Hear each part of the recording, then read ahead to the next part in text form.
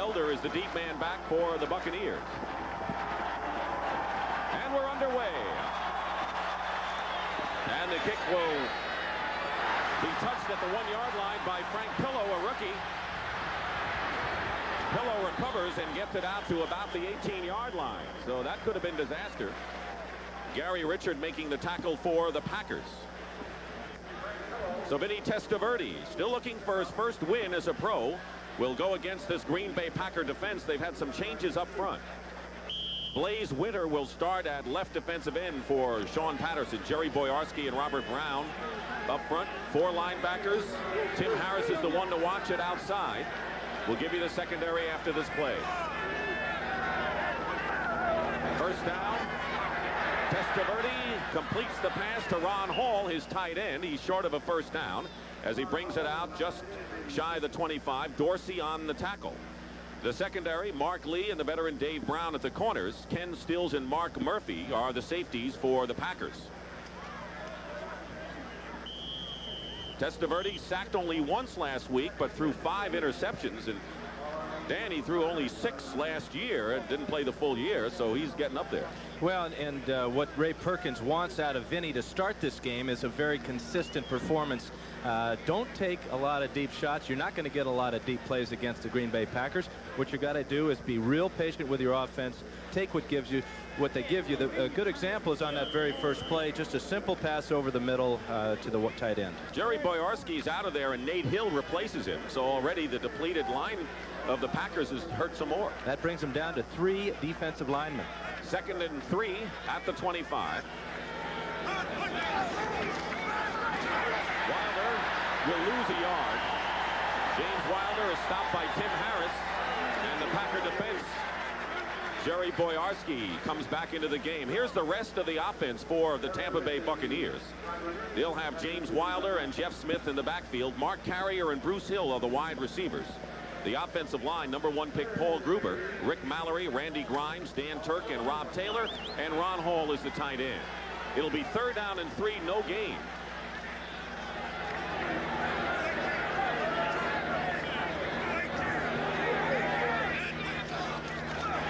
Testaverde with the quick toss. He was going for Hill, overthrown, and covering on the play was Mark Lee. Packers said they want to put a lot of pressure on Vinny early in this game, get him thinking about all the different looks he's going to see. They came with a couple of blitzes that time, and Vinny was off the target. So it'll be 4th down.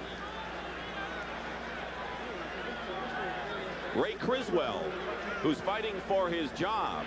He's had a rough week last week, and Norman Jefferson will be back to receive the punt. He had a rough week for the Packers. The ball gets by Jefferson inside the 30, and some hard hitting going on as Jefferson is down at about the 32-yard line by Mark Robinson. A 47-yard punt. Jefferson last week had lost 2 fumbles on kick returns. And he touched that ball on the first bounce. That's why he had to go back and field it. Randy Wright getting another chance. As Dan said, he won't get the quick hook today from his coach, Reuben Davis, Kurt Jarvis, and Ron Holmes up front for Tampa Bay. Murphy, Marv, Randall, and Moss are the linebackers. Secondary, Reynolds, Futrell at corner, Hamilton and Robinson the safeties. First down at the 33.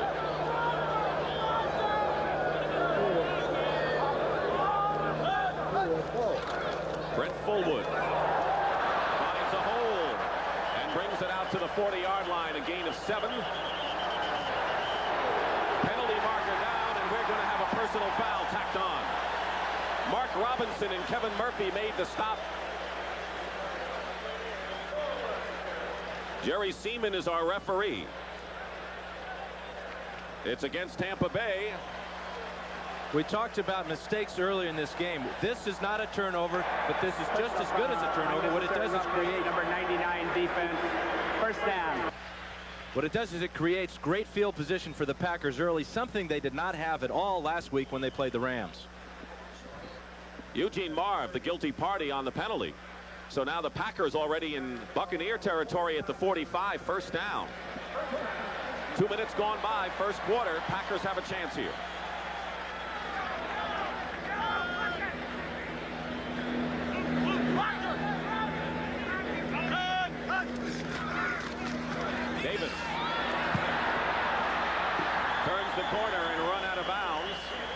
couple of yards short of a first down. Mark Robinson and Bobby Futrell make the stop on Ken Davis.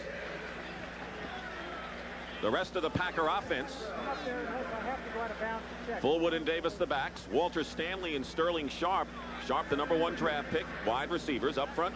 Ken Rutgers back in action at left tackle. Rich Moran, Mark Cannon, Ron Hallstrom. Keith Euchre is the right tackle. And the tight end is Ed West. It'll be 2nd down and 3 for the Packers on the Buccaneers 38. They send Davis to the top of your screen wide. Brent Fullwood will not get the first down. He's about 1.5 yards short. As the Buccaneers closed on the run, Winston Moss made the tackle. You know, 2nd and short, we're here in Lambeau Field. All I can think about is Bart Starr faking the ball to Jim Horning and throwing it up over the top to Max McGee. I guess things have changed here.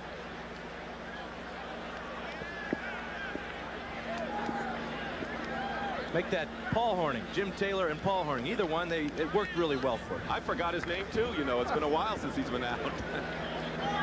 2nd down, 3rd down and 2 on the 37-yard line. 4 wide receivers for the Packers. Paul Caruth is the running back. Penalty marker down. Caruth will have the first down if it's against Tampa Bay. To the 33-yard line. Robinson, the strong safety on the stop for Tampa Bay, but there's a flag down.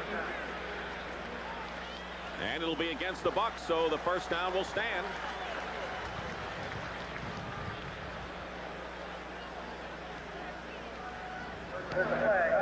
Offside. Lining up in the neutral zone. Number 90 defense. First down. That's really inexcusable. All the defensive end has to do is look down inside to see where the ball is. That time Ron Holmes must have just had his face mask in the neutral zone. Well, he was thinking about the next movie he was going to review, as you saw in the NFL today. First down on the 32 for the Packers. They send Davis now to the bottom of your picture. They'll move him all the way around. Fullwood inside the 30, picks up a couple. Again, Mark Robinson, he's made a number of tackles thus far for Tampa Bay. 8 new starters for the Tampa Bay Buccaneers defensively from a year ago. What we're seeing so far, Dick, is 3 or 4 running plays that have all been hitting up inside. The Packers feel that their offensive line can control the Buck defensive line. The Bucs gave up a lot of yardage last week to the Eagles right up the middle. Packers are shuttling in wide receivers. Philip Epps is in there now, number 85. 2nd and 7 at the 29. Fullwood thrown for a loss by Ron Holmes. Well, he woke up in a hurry from that penalty.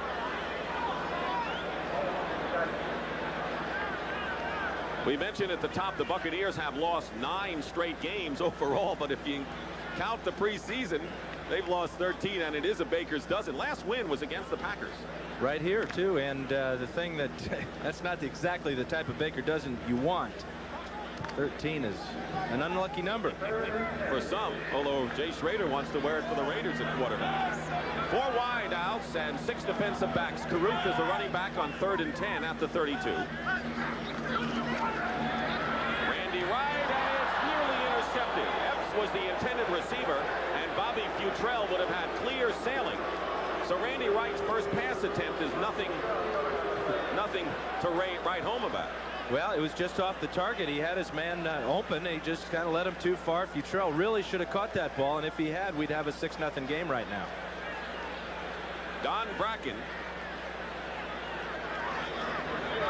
Max Zendejas will try a field goal, 50-yard attempt to try to give the Packers a lead on 4th down. And the kick is good.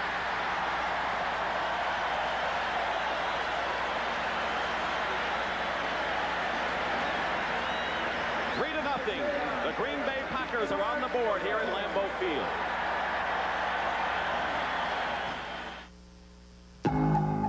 We're not a company. But we'll give you a chance to work where there's always a challenge. We'll give you opportunities to learn, to develop. To perfect skills that you thought were beyond your reach. We'll help you build a career that can reward you for the rest of your life. We're not a company. We're your country. We're the Army. The Navy. The Air Force. The Marines. We're the Armed Forces. It's a great place to start. AT&T has just made watts a whole new ballgame for any size business. Pick from a lineup of plans that give you call detail, distance-sensitive pricing, and major league discounts, even on international and AT&T card calls. If you thought AT&T Watts had just one pitch, now it's a whole new ballgame. This year, as the Olympic spirit burns proudly in your heart, why not wear this proudly on your chest? Michelob Light's free U.S. Olympic team pin. Visit this display for details.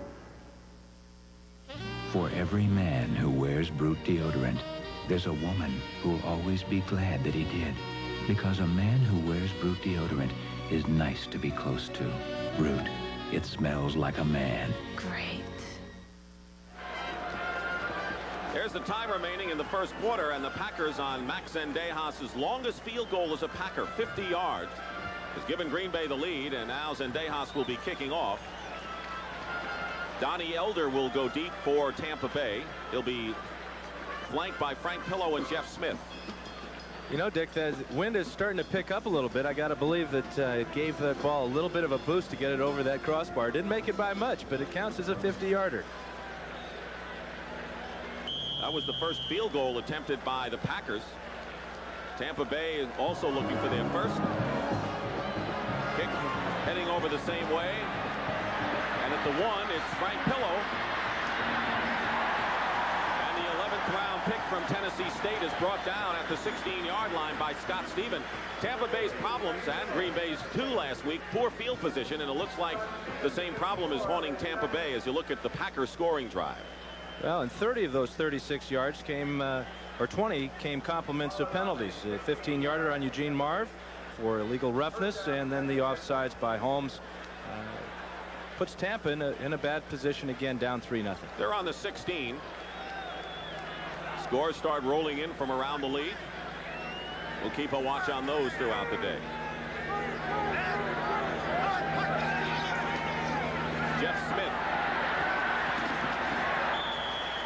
Stopped at the 19 by Blaze Winter. Winter starting in place of Sean Patterson, the rookie who has a hamstring problem. That really creates a problem with the injury up front there. A couple of injuries to the Packer front line. They went into the game with 5 defensive linemen. Now they're down to 4. But the real ace in the hole that they have is Tim Harris, a outside linebacker that also can play defensive end, number 97. Testaverde with a 2nd and 7 at the 19.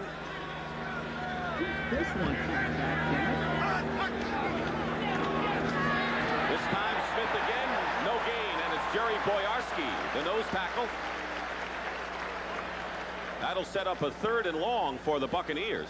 Boyarski's playing in a little pain. He jammed his thumb at practice on Friday, and Hank Bulla, his defensive coach, gave him 2 choices for today. He could either tape his thumb up or cut it off. Well, he taped it up. He's out there making good plays. And of course, Hank Bulla always knows he can go to that 6 linebacker, 5 defensive back unit and not use any defensive lineman. 3rd down and 7 at the 19-yard line. 3 wide receivers for the Bucs. Testaverde's pass is caught. 1st down, Ron Hall, the tight end. And it's just short of the 30-yard line. Norman Jefferson on the stop, and a good throw by Vinny. I'm not sure that this play was executed the way it's supposed to be, though, Dick. We had 2 receivers in the same area.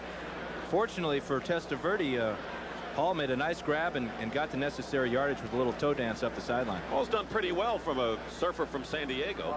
He's followed the sun. Hawaii, now Tampa. He knows where to play. 1st and 10 at the 29 for the Buccaneers. That's their first down of the game. Testaverde stepping up, going for Hill, and Hill just out of bounds. Very close, defended by Mark Lee. So it'll be 2nd down as Testaverde tries to go long. We'll take a look at just the end of this play. Fine throw by Testaverde. This is really his strength, is throwing the ball down the field. 1, 2, the second one's out of bounds. Not by much, though. Not by much, and it really sends a message to Mark Lee that he'd better be careful, because You give him Testaverde the chance, the time to throw. He can throw you deep and kill you. What does Perkins want to do with Testaverde, basically a young quarterback? What's his plan with it? Well, he said that, you know, he's struggling now, and he's going to struggle. Every young quarterback's got to do it. There's not too many that step into the league right now and set the league on fire, especially with a team that's in transition or a team that's rebuilding like the Bucs. They may be reviewing this play, and we said it was very close. The play will stand. Here it is. It's the second foot. The left foot is in, but he did not have control at that time. His right foot counted, but his left foot then was out of bounds. And on that kind of replay, you don't always see that, whether the guy is bobbling it or not. Inconclusive. 2nd and 10 now at the 29. No score. 3-0, I should say, Packers. And here's Jeff Smith. Gets a hole and rambles out to the 35-yard line. And right now, for an NFL Today report, let's check in with Brent Musburger in New York. Brent? Well, Dick, the Giants strike first against the 49ers in their big win at the Meadowlands after a Steve Young fumble. Sims to Manuel. Extra point is good. 7-0. Giants lead the Niners. Let's go back to Green Bay, and here's Dick Stockton. All right, Brent. Good start for the Giants, who beat the Redskins last Monday. 3rd and 3 right here for the Buccaneers on the 35, their own. Testaverde completes it. Hill still going and nearly gets to midfield. In fact, he does. Mark Murphy knocks him out of bounds, but not before Hill and the Buccaneers have a 15-yard gain and a first down. Testaverde came to the line of scrimmage, and nice little audible here. He hits Hill on the quick out, enough for the first down with the catch, but good athletic ability to dodge Mark Lee and get up the field for another couple of yards. Bruce Hill had the best overall day of any NFL receiver last week. 8 catches, 157 yards, and a score. First down, Tampa Bay. They're at midfield. Jeff Smith for a couple of yards. Interesting that James Wilder, who's been their great ball carrier over the years, is kind of ignored thus far. Boyarsky and Witter combined on that play. Wilder, a lot of people feel that he's lost a step or lost the desire. He's had a great camp. He's worked extremely hard. The coaches are very pleased with him. But you just never know with the running back when he loses it. You see all the great ones towards the end of their career, they start to lose that desire to get hit, and that's very understandable. But I believe that James Wilder and his teammates believe that he'll be back this year and really be a contributor. Carried only 3 times last week. He's carried once for nothing so far here. 2nd and 7. Bucks on the Packer 47.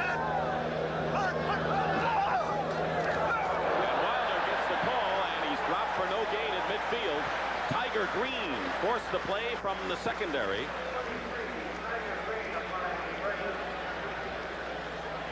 And then there's times when you're just unlucky. Here they try to run a draw play against a blitz, and there's just not enough blockers for all the people coming in to tackle them.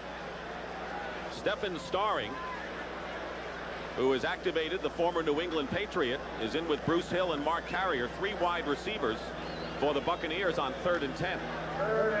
We've got 2 down linemen in the game now and 5 linebackers. Not the backer defense yet, but I wouldn't be surprised if we don't see it real soon. Testaverde getting a rush.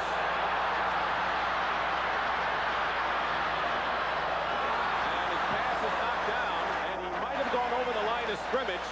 We have an injured Packer, and Testaverde might have gone over the line of scrimmage before he threw the ball, and that would be a loss of down. Let's wait to see the official call. Meanwhile, a Packer is shaken up. Here's Jerry Seaman. Blaze Winter is the injured Packer.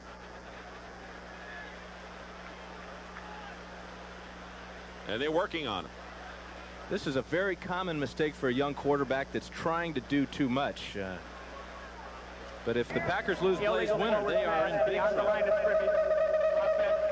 Loss of down. Offense. 4th down. He threw it about a yard beyond the line of scrimmage, and it'll be 4th down, and Testaverde will go to the sidelines, and Winter is still shaken up. What else can happen to the Packer defensive line? You know, they're already playing without Alfonso Carricker, normally a starter who's injured. Sometimes necessity is the mother of invention, Dick, and Hank Buller, the defensive coach for the Packers, has invented a new defense. 6 linebackers, 5 defensive backs, and he's going to have to use it today because they're running out of defensive linemen. Well, he's the kind of defensive coordinator that likes to do trickery anyway, doesn't he? He is a very creative guy. Played against him for a number of years, and each time you play against a coach like that, you've got to spend more time in preparation during the week because you have no idea what crazy things he'll come up with and use against you on Sunday. Winter appears to be all right. Walks off on his own power, and on 4th down, Ray Criswell will kick. First punt was much improved. There's Norman Jefferson going back for Green Bay. He got a lot of roll in that first punt, Dick. It was not a great punt, but Jefferson did not field it on the fly, something that just drives defensive coaches crazy when that ball hits the ground.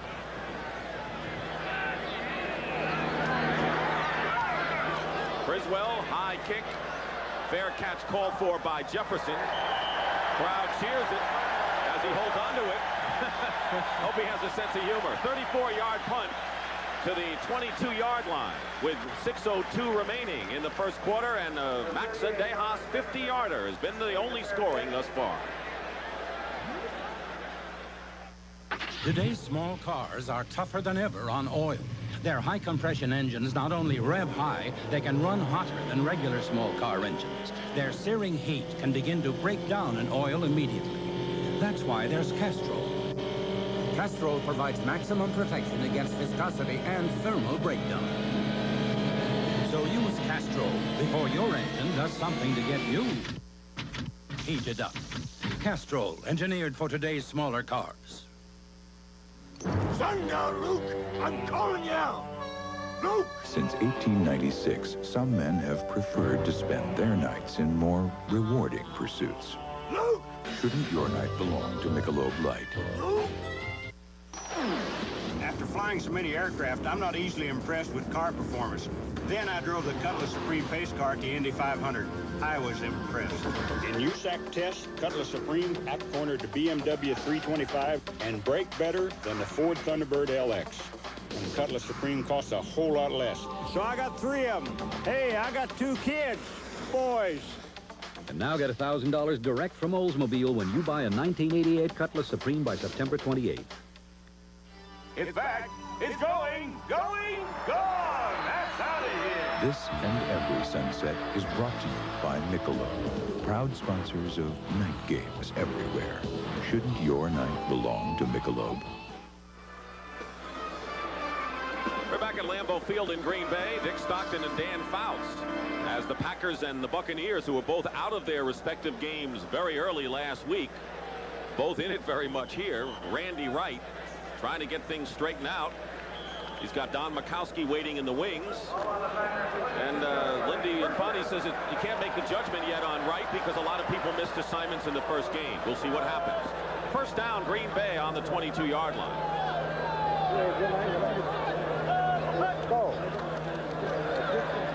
Toss to the outside to Davis. Hit immediately. Good defense by Tampa Bay. Mark Robinson made the stop after a gain of a couple. Some scores to report. The Bears lead the Colts 7-0 in the first quarter. Jim McMahon hit Dennis Gentry with a 35-yard scoring pass. The Redskins over the Steelers 7-3. Doug Williams hit Ricky Sanders 55-yard scoring play, and Morton Anderson's 41-yard field goal has given the Saints an early 3-0 lead over the Falcons. 2nd and 8 for the Pack on their 24.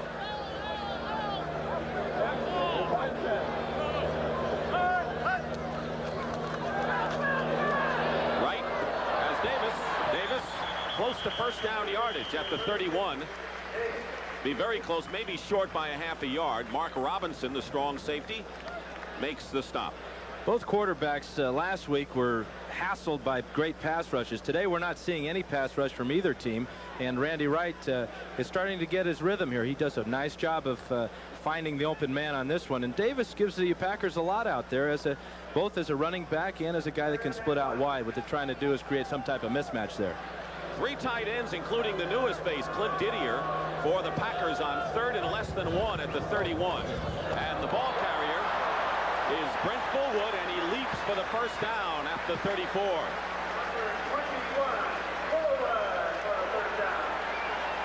This is Ed Toolbox West, the second guy in from the top, number 86, and great job of blowing his man off the line of scrimmage, turning them out, but Fullwood really deserves a lot of credit for going airborne and getting that first down. I thought you only do that stuff at the goal line. Meanwhile, Irvin Randall, who made the tackle and took the brunt of Fullwood's airborne flight, is shaken up on the play. And we'll take a timeout here at Lambeau Field.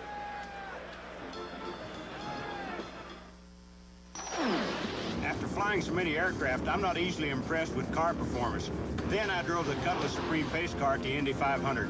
I was impressed. In USAC tests, Cutlass Supreme out-cornered the BMW 325 and brake better than the Ford Thunderbird LX. And the Cutlass Supreme costs a whole lot less. So I got 3 of them. Hey, I got 2 kids, boys. And now get $1,000 direct from Oldsmobile when you buy a 1988 Cutlass Supreme by September 28th. Also would be a man, must be a nonconformist. A foolish consistency is the hobgoblin of little minds. To be great is to be misunderstood. There is a time in every man's education when he arrives at the conviction that envy is ignorance. Insist on yourself, never imitate. To believe that what is true for you in your private heart is true for all men. That is genius. Ever feel like you're getting nickeled and dimed to death? Take my old gas station. If I use their credit card, $1 bought 96 cents worth of gas. For me, that 4 cents added up to about 50 bucks a year. So now I come here, Phillips 66. I get high detergent, super clean, unleaded gasoline for the same low price. Cash or credit. I give them $1, they give me $1's worth of gas. Three-time defending champion Yvonne Lendl battles Swedish sensation Mats Wilander. It's the U.S. Open final on CBS Sports. Next. There's Irvin Randall on the sideline. He's had to come out of the game. According to Doug Graber, the defensive coordinator for the Bucs, he feels he's their best defensive player, so Bucs could be hurting now. Johnny Holland, who best inside backer for Green Bay, he's not playing today at all. First down, Green Bay on their own 34. 4:48 to go in the first quarter. Fullwood gets to about the 37-yard line, picks up about 4. Kurt Jarvis and Kevin Murphy on the stop. The Atlanta Falcons have taken the lead over the Saints 7-3. Chris Miller, who's really a good young quarterback for the Falcons, hit Ken Wisenhunt with a 12-yard scoring pass. Chris Miller, former University of Oregon Duck. Thank you very much. Van Brocklin, Berry, Bob Berry, Miller, and you. We can throw it a little up there. 4 Ducks. And second down, 6 at the 38. Sure good.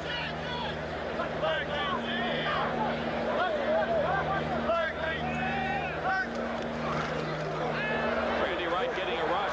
Gets it out to his tight end West, and West barely gets back to the line of scrimmage, if that. Mark Robinson makes his 5th tackle of the ball game. He has been a demon back there at safety for the Buccaneers. Everybody remembers that he was the player that was traded for Steve DeBerg, and that trade type really surprised Mark, although he likes the idea of coming in with a young team and being part of a team that is going to turn it all around. He's confident that that'll happen here in Tampa. Well, he gets a chance to start now, but he was starting to build a house in Kansas City when he was dealt. 3rd and 6 at the 38. Paul Otkaruth, the lone back.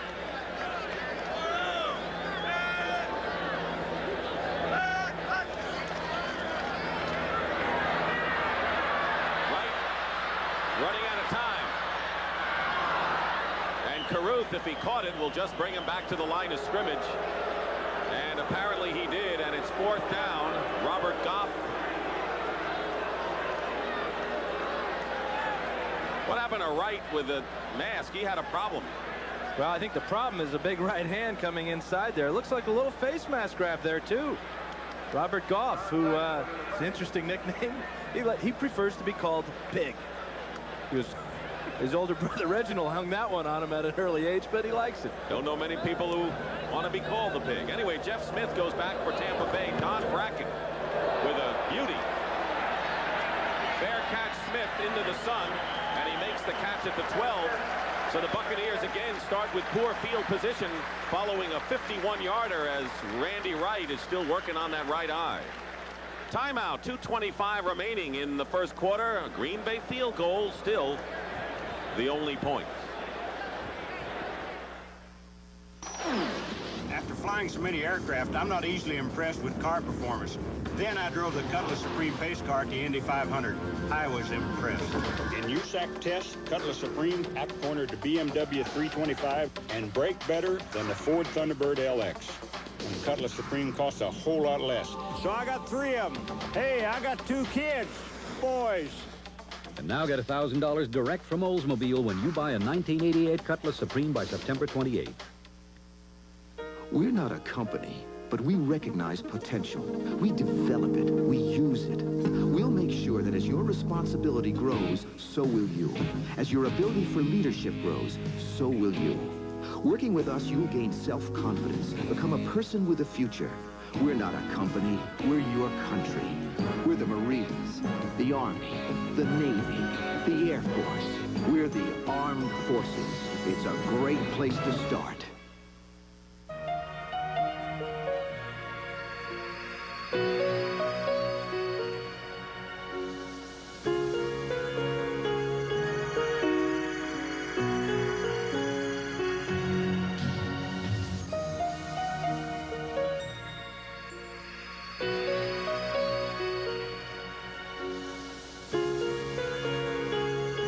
More profound than words.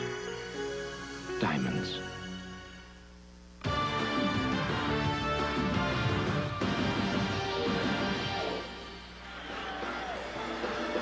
Here's Randy Wright, who took out his contact lens. You had a tough problem from Robert Goff here.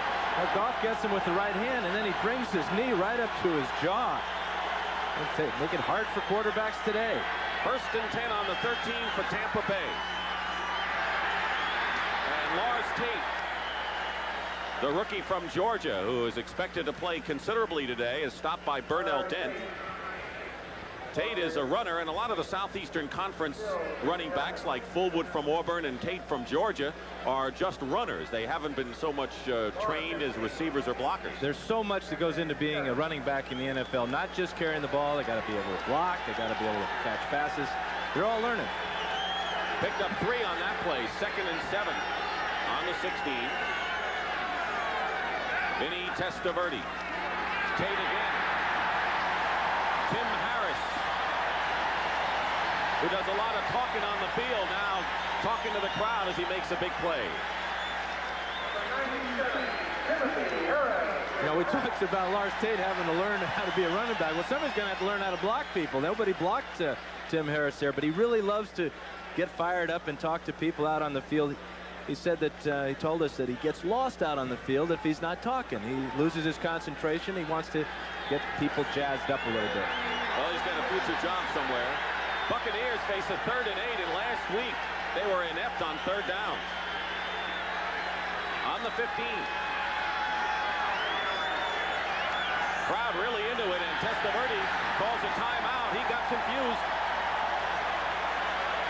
One of the things that confused him was the first time we've seen the backer defense. All 6 linebackers are in the game right now, 5 defensive backs. The problem that poses for the Bucs offense is who is rushing the passer and who's responsible for blocking them in passing situations.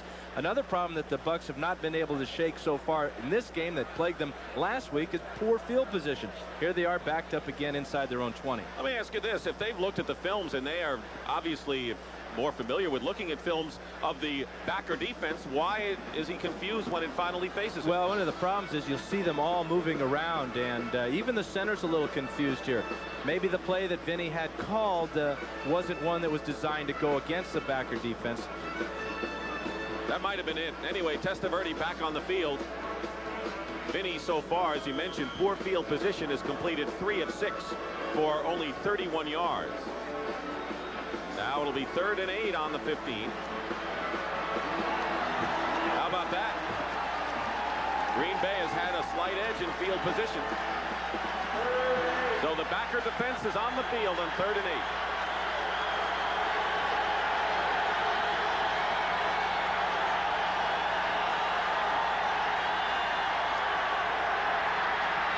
Testaverde running. Intended for James Wilder. Tim Harris was down there defending. Norman Jefferson was closest to him, and it'll be 4th down. Let's take a look at number 97. He had a few words for Vinny after he threw this ball away, but the Packers overload the left side, and Harris is just too much for Paul Gruber, the rookie. Good job of Vinny not forcing the ball there, though, and creating some type of turnover. Fourth down, Criswell from the 3. Jefferson with the fair catch. And the ball will stop in Tampa Bay territory. It was down by Dan Turk, so if you're looking for field position following the 29-yard kick, Criswell is limping off the field. The Green Bay Packers are golden. According to referee Jerry Seaman, this player is blocked into the punter. And looks like Mr. Harris again. He's all over the field. Also Tiger Green on the play, number 23. Now all the Buccaneers are converging.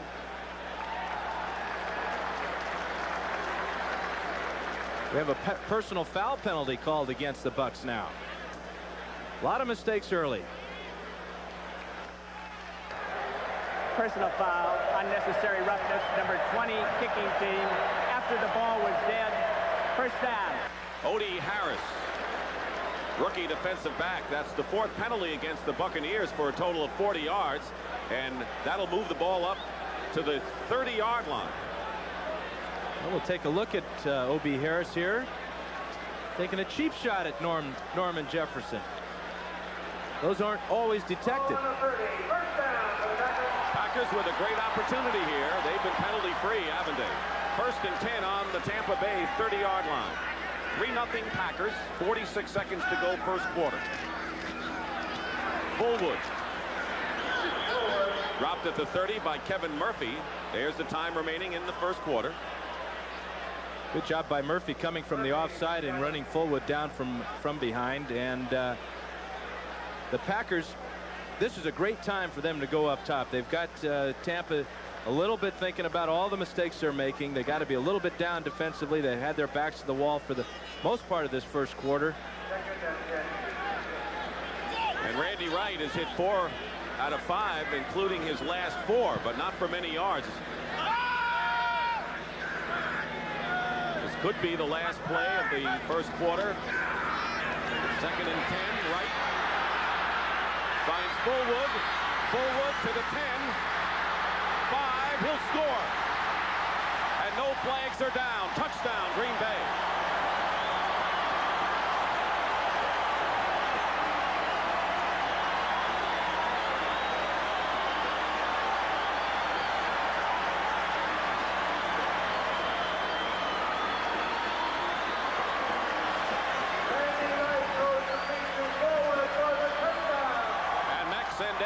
Will try to make it 10-0 Packers as time has run out here in the first quarter. The punter Don Bracken will hold, and this crowd in a festive atmosphere here despite last week's misery. Different story now, and the Packers after 1 quarter lead it 10-0, and here's how. The offensive line gives Randy Wright a lot of time to throw, and they opened up a huge hole on the left side of the protection. Wright steps up, and you could hear the fans saying, run, run, run. But yet he uses his head and gives the ball to a guy that really can run, Brent Fullwood. And Fullwood breaks the tackle there, gets into the end zone, and a great reaction by Randy Wright. What a way to end the quarter here in Green Bay with the Pack up 10-0.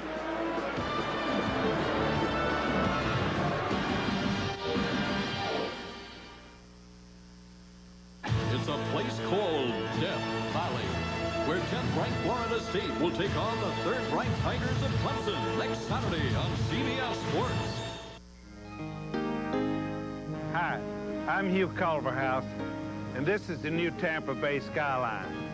And there's a whole new spirit of winning here in Tampa, not just for the Buccaneers, but for the community. We've turned the corner. Today, our city is saying no to drugs, and people from every walk of life are joining me and our team members to walk hand in hand with our young people. The drug problem has been infiltrating every aspect of our society. But Americans have finally gotten the message and the commitment to be winners in this fight. I have grandchildren, and like all parents, I want a drug-free society. But them and all our children. I know the Buccaneers are going to be winners on the field, and the people of Tampa, they're going to be winners in their fight against drugs.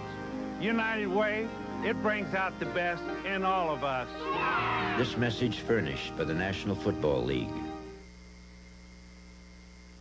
CBS Sports coverage of the National Football League is sponsored by U.S. Armed Forces. It's a great place to start. Bud Light, proud sponsor of the 1988 U.S. Olympic team. And by Oldsmobile, who invite you to test drive a new Oldsmobile soon at your nearest Oldsmobile dealer. We're back here at Lambeau Field in Green Bay as we start the second quarter. Brent Fullwood savoring a 30-yard touchdown pass and run, and most of it was the run to give the Packers a 10-0 lead over the Buccaneers as we start the second quarter with a kickoff. Max Zendejas will be doing the booting, and Donnie Elder is deep for Tampa Bay.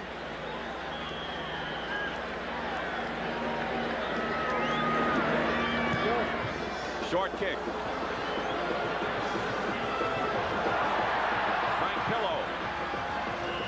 Elder hasn't had a chance to return a kick so far. Pillow has been the man, and he brings it out to the 19-yard line. Best starting field position, believe it or not, for the Buccaneers, their own 19. That appears they're going to mark it at the 24, Dick, and this is their best field position. First time they've been outside the 20. They've started on the 18, the 16, and the 12. Let's see what they get started here. Yeah, 19 was kind of back deep to say good things about it. You're right. First down. Lars Tate and James Wilder are the setbacks for the Bucs. Testaverde going up top. And the pass was intended for Mark Carrier, and covering was Mark Lee on the play. Vinny Testaverde told us yesterday that he likes playing on the road because the people may be booing you, but he knows that they're rooting for the other club anyway. I know exactly how he feels. Early in my career, I had some of my better days on the road. I mean, on the football field, of course. Second and 10, and the flip to Tate. May not make it back to the line of scrimmage. John Dorsey and Tim Harris were there for the Packers. You feel the momentum start to really pile up on the Packers side of the ball. They're doing just about everything right now. Vinny's got to be patient, though. He's only down 10-0, second quarter. He's been getting good pass protection. He's just not getting anybody open in the secondary. Tim Harris, a big factor thus far. Now it's 3rd and 10. 3 wide receivers. Jeff Smith replaces Tate and the backer defense for Green Bay. Testaverde's pass, and nearly caught, and nearly a great catch by Carrier, who was open for the moment, and Mark Murphy put the sting on Carrier. It'll be 4th down, and coming in to kick will be Criswell. When you're struggling, you need somebody to come up and make a big play. This is a very difficult catch for Carrier. But if the Bucs are going to turn things around, get positive things happening, he's got to make that catch. Criswell will kick, and there's Norman Jefferson. Good kick by Criswell. Jefferson back to his 40. Good coverage by the Buccaneers as he's dropped at the 42. 36-yard kick. Odie Harris, who was guilty of the penalty before for Tampa Bay, made the stop.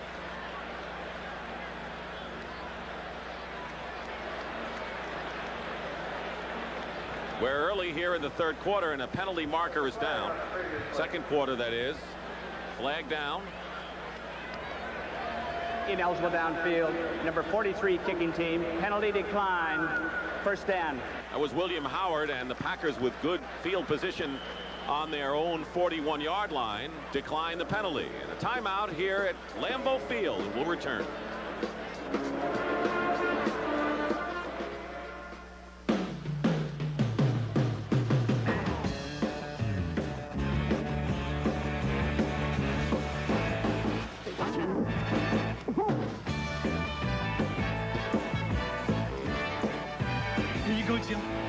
No, Michael. I want it more Bud Light. If you want the one light that outshines them all, ask for Bud Light. Go, Jill. You're not sure. Oh, but I could be. Bud Light, because everything else is just a light. Jill! A message from Drexel Burnham. The investment banking firm of Drexel Burnham believes increased employee ownership can help revitalize American companies. Here is Don Little, leader of the Inland Boatmen's Union. A year ago, WFI Industries in Seattle was deeply in debt. Its tugs and barges were in foreclosure, and shipbuilding had come to a halt.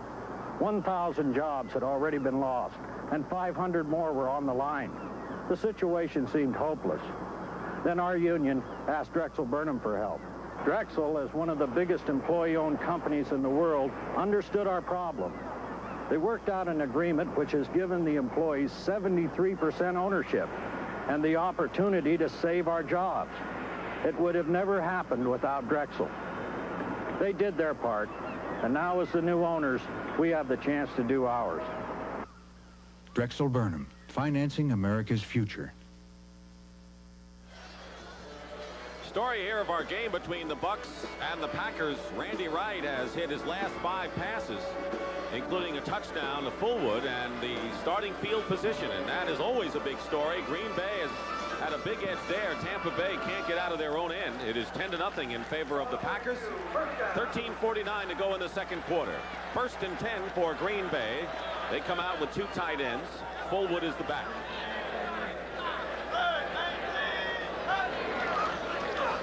Fullwood dives back, maybe to the line of scrimmage. Kurt Jarvis on the stop. Sidney Coleman, a rookie free agent from Southern Mississippi, has replaced Irvin Randall, who was shaken up before. He's on the sidelines for the Bucks.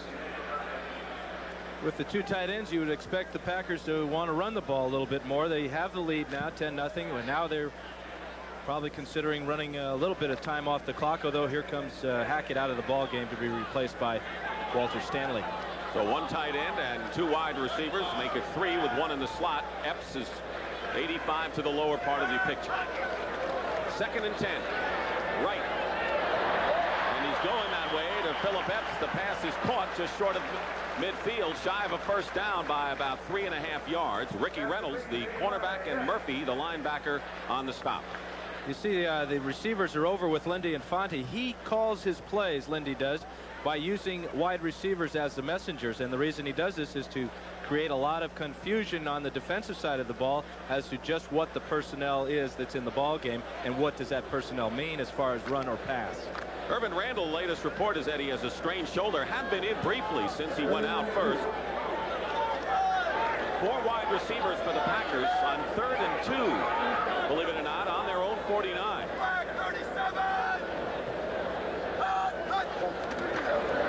Fullwood fumbles, and in any event, the Packers won't have a first down, but the Buccaneers feel they have the ball, and they do. So the first turnover of the ball game, and the Buccaneers capitalize, and Chris Washington winds up with the ball on a Green Bay fumble by Fullwood. This ball will just be ripped out of Fullwood's grasp here by number 97, Sean Lee. Really no excuse for that. Fumbles are really just a matter of concentration. Here you are, your number is called with 3rd and 2. You've got to make the play. You got to hang on to that ball. Not a lot of running room for Fullwood, but you got to at least hang on to the ball. This is the best field position Tampa's had all year. Easily. Chris Washington did make the recovery. It's first down on the Green Bay 49 for the Bucks. James Wilder. Good running by Wilder to the 41-yard line. Ken Stills, the free safety, made the stop, and 9 yards on that carry by Wilder. 3 of their 4 possessions for the Buccaneers. They have punted 3 times. And their other possession, they went 9 plays before they kicked it away. There are scores around the league, and the Redskins are leading the Steelers 7-6. Anderson with a 24-yard field goal for Pittsburgh. Wilder has the first down for Tampa Bay. Burnell Dent on the tackle. So the deepest penetration right here for the Bucks, who trail the Packers 10-0. One of the best things that can happen for Tampa right now is for James Wilder to really carry the load on this drive and get the Bucs into the end zone. He is still thought of by many players on that team as the main guy, the horse that they're going to ride today. Despite the fact that he's coming off his least productive year in 6 seasons. 1st and 10 at the 38 for Tampa Bay. Testaverde nearly intercepted by Mark Lee. Pass was intended for Ron Hall, the tight end. That was a dangerous throw. Again, a very similar pass as we saw earlier in the game, where you have 2 receivers in the same area.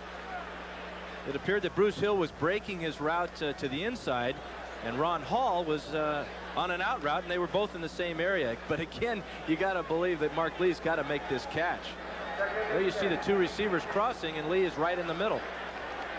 2nd and 10 at the Green Bay 38 for the Buccaneers. Testaverde gets a rush, and the pass is caught by Calvin McGee. Penalty marker is down, however. McGee is stopped at the 31 by Burnell Dent, but another penalty. They've been all against the Tampa Bay Buccaneers thus far in this game. This one's going to be against the Packers, though. It's thrown in the secondary. Illegal use of the hands. That'll be an automatic first down. That's a big one when you had a 3rd and 10 play that didn't get it. Testaverde is 4 for 11 right now. He's had missed his last 5 before McGee made that catch. And maybe he'll start to get some rhythm going, as Randy Wright had for the Packers. The key to that will be pass protection. Illegal use of hands, number 22 defense. First down. It's Mark Lee, who nearly had an interception. So it'll be an automatic first down, of course, on the penalty, and the Buccaneers have a 1st and 10 on the Green Bay 33. Mark Lee's having a little trouble with his hands. He drops an interception on one play, comes back and uses them illegally on the next. He just wants to use those hands somewhere. Lars Tate, James Wilder in the backfield. Testaverde still 3 for 10. That one is no attempt. Tate brought back down by Robert Brown. Dent from the front, Brown from the back, and a gain of 1 on the play. Scores Atlanta leading New Orleans 14-3 as Boyarsky, remember, he had the jammed thumb, and he's hurting right now. And that appears to be his wrist now. This is a tough guy. Anybody that has to play nose tackle has got to play with a lot of little bangs and injuries. How can anybody with an arm that big get hurt there? You tell me. That happens. And again, another injury to the defensive line of the Packers. And again, they're going to go with the backer defense. Jeff Smith replaces Lars Tate in the backfield for Tampa Bay. 2nd and 9. Testaverde. Wilder. Did he hold on? And apparently he did. And a fine catch by James Wilder. John Anderson makes the stop at the 27-yard line. A gain of 5. Great catch here. Great catch and a fine play by Testaverde. He sees the blitz coming from the outside, and the one guy that's not covered is James Wilder, but that's an outstanding grab. And also he had the presence of mind to get up and crawl for another yard or so. Well, they had Smith carry and Tate carry, and they said, let's go with the veteran Wilder, and it seems to have worked. 3rd and 4 at the 27. Testaverde and has Smith. Smith the first down and more. Down to the 5-yard line. Mark Murphy made the stop that may have prevented a touchdown, but a 22-yard pickup from Testaverde to Jeff Smith, and it's 1st and goal, Tampa Bay. Notice on the left, Jeff Smith going in motion. He'll cut right underneath. Great throw by Testaverde, and now watch this block by Bruce Hill, giving Smith yardage down inside the 5. What is Testaverde doing now that you see better than what he was doing earlier? One of his real assets is he sees well in the pocket. He sees the entire field, knows where people are, knows where he wants to go with the ball. 1st and goal from the 5 for the Buccaneers. Penalty marker down. Smith gets to about the 3. Burnell Dent made the stop, but another flag. The Buccaneers are playing with in essence, 3 tight ends. Ron Hall, Calvin McGee, and Mark Cooper, a tackle also, in a tight end position, and it appears to be against Green Bay, and it is. This is another one of those lining up in the neutral zone type of penalties against the defensive lineman. Buccaneers trying to get back in this one. Offside, lining up in the neutral zone, the nose guard, still first down. You're right. So it's still a 1st and goal at the 2. That new nose guard that lined up offsides was offensive lineman Tom Neville. Yeah. Can't really blame him, can you? Hasn't been over there much. 1st and goal at the 2. Tate close to the goal line and in for the touchdown. Lars Tate with his first NFL touchdown. 2nd-round draft pick this year out of Georgia. And the Tampa Bay Buccaneers are back in the game, trailing now 10-6. Tampa Bay taking advantage of a turnover, the fumble at midfield. And Lars Tate goes over for Tampa Bay. It is now a 10-6 game, and Donald Igwebuike out there to make it a 10-7 affair. Ray Criswell will hold for Tampa Bay with 9:20 remaining in the first half. And the Bucs are missing an offensive lineman for this extra point. They have about 20 seconds to get it off. Should be no problem. John Bruin, rookie, who they think a lot of, has come in there. Igwebuike.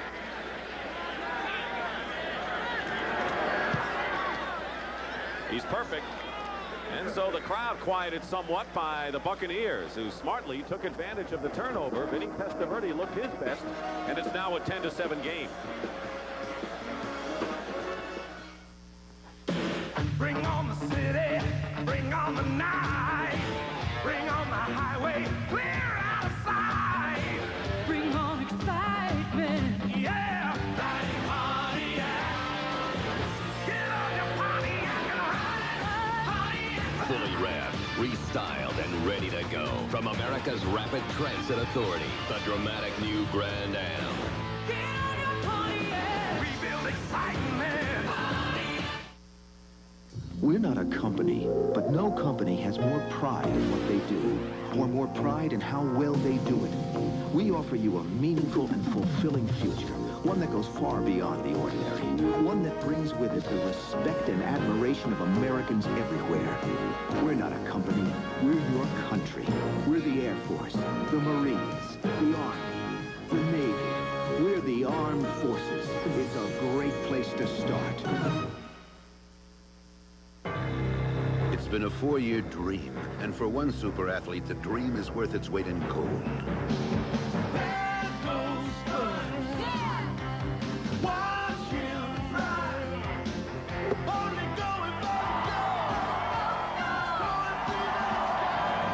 It's up and away, then celebrate the American way with Bud Light. Spuds and Bud Light. Now that's the American dream.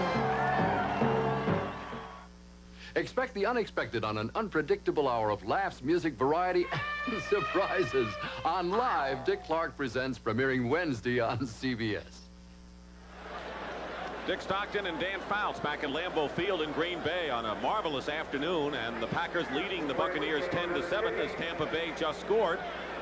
Took advantage of a fumble and went 49 yards in 7 plays. Donald Igwebuike will kick off for the Buccaneers, and back Brent Fullwood and Norman Jefferson for Green Bay. Kick headed over toward Fullwood at the goal line. Fullwood with a head of steam into Tampa territory. And Igwebuike knocks him out of bounds with a brilliant return and a penalty marker down at midfield. 64-yard return, but a flag down. We're going to have a personal foul penalty against the Packers. Actually, offsides. What it was is that Tiger Green broke the offside line on the kickoff and went after one of the Bucs, tried to slow him up. offside on the kick. Number 23 receiving team. You're right. Re-kick. Did you see 5-yard Green penalty. then commit a personal foul after that? Well, he did take a pretty good shot at the guy and up around his helmet area. You guys don't like that kind of stuff. Well, we have words for it. I tell you what, though, I know that Lindy Infante is going to be real upset with this offside zone. How can you be offsides on a penalty, on a kickoff like this? What it really hurts is turns out to be about a 65-yard penalty against the Packers. Great return by Fullwood. Well, he won't return this one. He's got to be exhausted. Sterling Sharp, the #1 pick out of South Carolina, has joined Norman Jefferson. Sharp is number 84 to the right. So all that great run by Fullwood, 64 yards, goes for naught.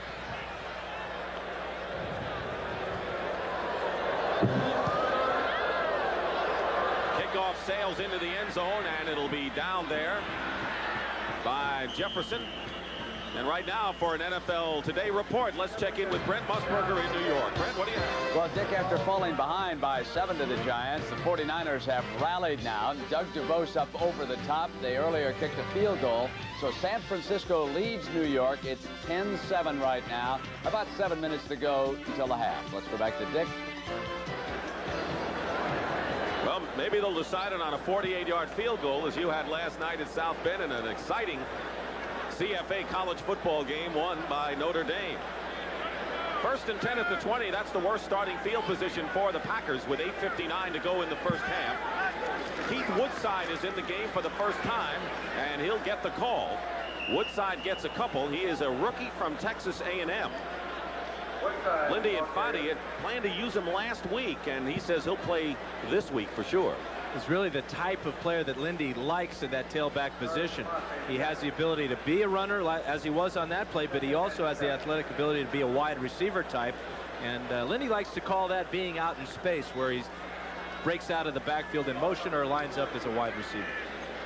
2nd and 7 on the 23 for the Packers. They lead 10-7.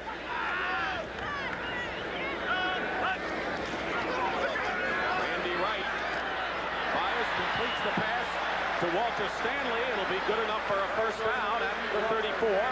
Bobby Futrell defending on the play. Woodside was flanked outside of Stanley on that play, and they both ran simple hook patterns, and quarterback has to decide which guy's open. Right went to the right guy. He's got a lot of right guys, actually. When you look at Philip Epps, who was a late holdout, and Walter Stanley, Perry Kemp, who played under Infante at Jacksonville and at Cleveland, and the rookie Sterling Sharp. And Wright has hit 7 in a row. He's got a first down on his own 34. Woodside, the up back, by the way, is Paul Caruth. Wright up the middle. Stanley again with another great catch and a first down. And Paul Caruth. The middle, Stanley again with another great catch and a first down in Tampa Bay territory. And now the official enters the play and says no catch.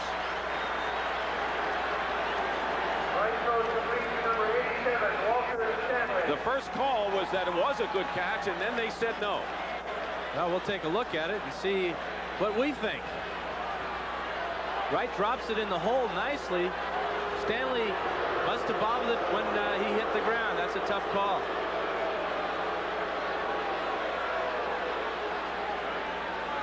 Now we wonder whether they're taking a look at this, and apparently they're not. If they had that replay, which they did, the replay referee is looking at the same picture we just saw. There's no way he can tell. Wright had hit 7 in a row. 1st and 10. 2nd and 10 at the 34. Wright to the air again to Stanley, and this time the acrobatic Walter Stanley can't hold on to that high pass. Futrell defending on the play. That's one thing that's plagued Randy Wright a great deal in his career. We have a penalty flag on the play, though, Dick. And it appears to be against the Buccaneers. They're marching off 5 yards to the 39. Offside, lined up in the neutral zone, number 90 defense, still 2nd down. Ron Holmes. We might have to electrify that neutral zone, get these guys out of it, Dick. Looking at the Packers' first 4 possessions. They scored when they opened up in Tampa Bay territory. Sure they did. It's easy. Less field to go. But they coughed it up when they had good field position the last time, and they lost that momentum you were talking about. 2nd and 5 at the 39 for the Packers. Ball at Caruth. First down. Good effort by Caruth to the 47-yard line. What did Funny say about Caruth? He says he may be the one back who really knows what's going on all the way around.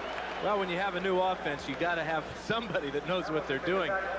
Paul Ott is very dependable. He knows all his assignments, but he also can help with some of the younger running backs in the game when they have a question as to what their assignment is. The two safeties, Robinson and Hamilton, made the stop, so on Caruth's first carry, he picks up a nifty 7. First down at the 46 of Green Bay. 6:45 remaining, first half, 10-7 Packers. Caruth, maybe a yard. Kevin Murphy, the outside linebacker on the left side, was there. 2nd and long. Packers have been running left a lot behind their big tackle on the left side, number 75, Ken Rutgers. Rutgers did not play last week. He missed a great deal of the preseason with a chipped bone in his left shoulder. They have a good left side. Rich Moran, who we had a chance to talk with yesterday, has been around a while. Ken Rutgers. The problem they had was Keith Euchre last week on the right side. 2nd and 9 at the 47. Wright flips it out to Woodside. Gets into Bucs territory and spins his way to the first down. Hamilton and Robinson on the stop. Now you know why Lindy and Funny wants to get the rookie Keith Woodside in the game. Well, the big thing you want in any type of pass play is good pass protection. Rutgers with that the good job there right now against Harry Swain. This is really what Lindy's all he could ask for in a little screenplay like this, about a 10-yard gain. Great athletic ability, and I wouldn't be surprised if we don't see a lot more of Woodside today. Well, there are those open spaces you would refer to. That was that kind of a play. First down at the 42.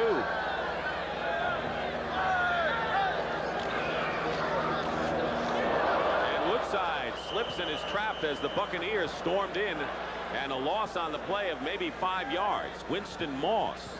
Stormed in is right. He had no place to run on that one.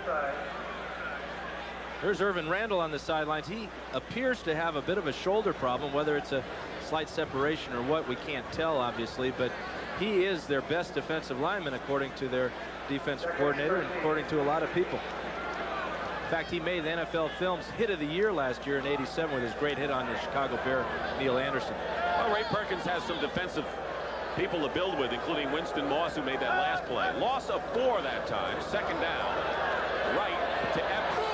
And Epps, incomplete, out of bounds, was defended by Ricky Reynolds. So it'll be a 3rd and 13 now.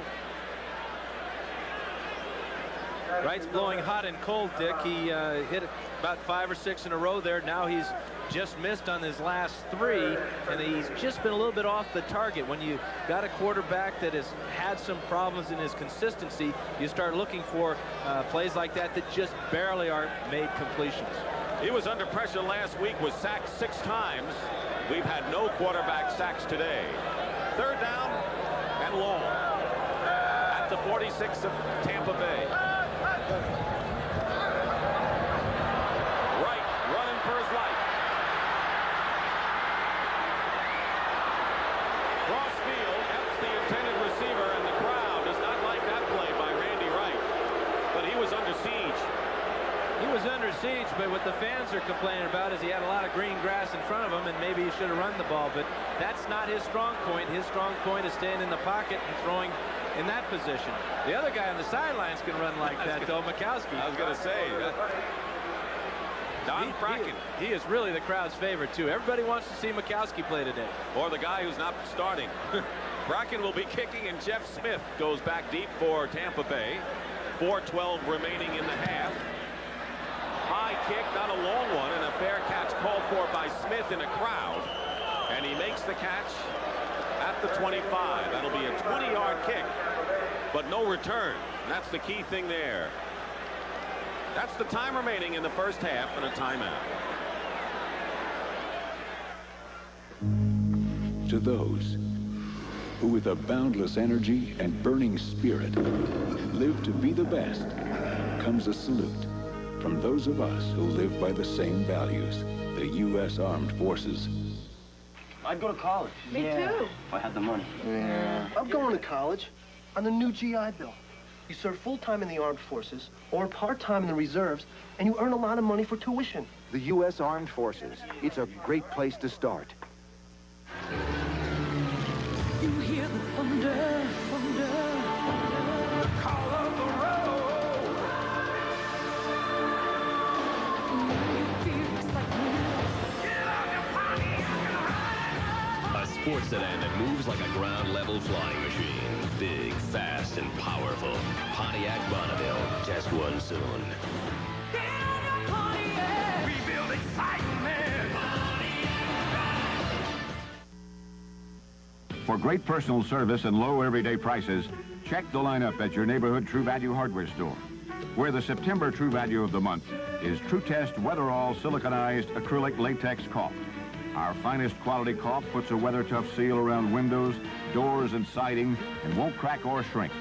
In September, white True Test Weatherall caulk is just 99 cents, where you see the banner at participating True Value hardware stores and home centers.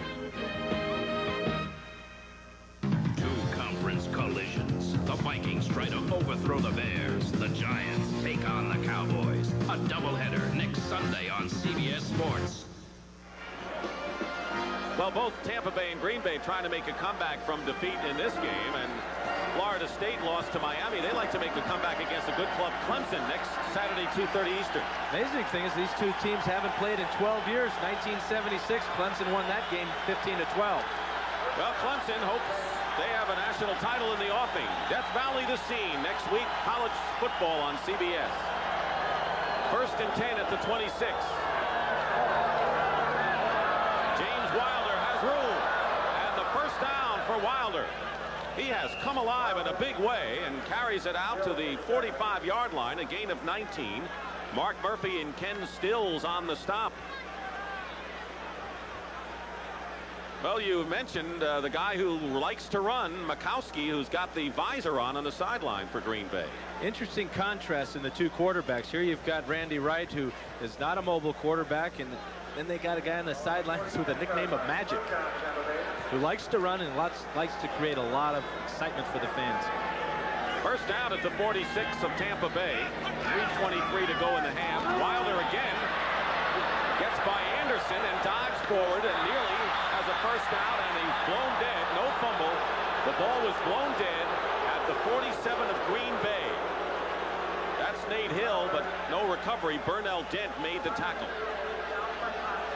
We'll take a look to see what caused this fumble. Mark Lee, number 22, he's not a factor. Looks like the ground just caused it. And as we all know, the ground cannot cause a fumble. Once he's down, he's down. I've always believed that. You'd make a good referee. Don't say that. Wilder has gained 35 yards and 6 carries. He's still the lone back on 2nd and 1 for the Bucs on the Pack 45. And it's Wilder again. First down. And a little more. Icing to the Green Bay 40. Burnell Dent again on the tackle. So the Buccaneers, who were down 10-0, trailing now 10-7, would like to at least tie this game and maybe go ahead before intermission. Jerry Boyarski has a fractured left arm. We told you he went for x-rays. It's bad news, and so he's out. And that is really starting to show up now, the different injuries that they've had on this defensive line. The Bucs have run 3 times in a row. Each time they've gotten a good yardage. First down for Tampa Bay on the 40. And the 2-minute warning has arrived. So a chance for the Bucs to talk things over offensively. We'll be back. Bring on the city, bring on the night, bring on the highway, clear out of sight. Bring on excitement, yeah. Pontiac, get on your Pontiac and ride it, Pontiac. Fully wrapped, restyled and ready to go. From America's Rapid Transit Authority, the dramatic new Grand Am. We build excitement. This is a machine designed to keep you on time. And this is what makes it tick. People. Working together with clock-like precision, each dedicated to keeping you on schedule. Time after time after time. American Airlines, the on-time machine. For every man who wears Brute deodorant, there's a woman who'll always be glad that he did. Because a man who wears Brute deodorant is nice to be close to. Brute, it smells like a man. Great. This year, as the Olympic spirit burns proudly in your heart, why not wear this proudly on your chest? Michelob Light's free U.S. Olympic team pin. Visit this display for details. 2 minutes to go in the first half, and Tampa Bay has a first down on the Packer 40. Last week, the Buccaneers were able to run only 15 times against Philadelphia because they fell behind so early. They've already run 16 times today. And there's the comparison in the rushing yards. Already today, 20 yards more almost. Weiler has 45 of the 62. First down at the 40.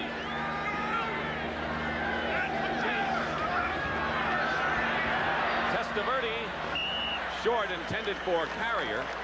He got some pressure from Tim Harris, though. If you are successful running the ball 1, 2, 3, 4 times in a row, you're going to see a blitz when everybody comes up, because they're coming up basically not to rush the passer, but they're trying to fill all the gaps along the offensive line. They're trying to stop the run. That's what the Packers did that time. Good pressure on Testaverde. 2 tight ends in for Tampa Bay, McGee and Hall. Wilder, the one back. He's had a glorious second quarter. 1:56 on the clock. Buccaneers still with 2 timeouts left. Wilder on the sweep. Hit a couple of times, and it was David Brown. They get Mark Lee with Murphy as well.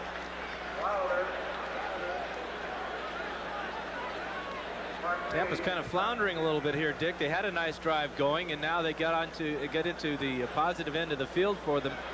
And you would expect them to continue on down the field, but at that 2-minute warning, it seemed like they lost a little concentration or a little momentum, and now they're faced with a tough 3rd and 10. And make it a 3rd and 11. Yeah, and the fact that Green Bay could get their hands on the ball again with a lot of time to go and all of their timeouts. They need about 15 yards to be in field goal position to tie this up. 3rd and 11 at the 41.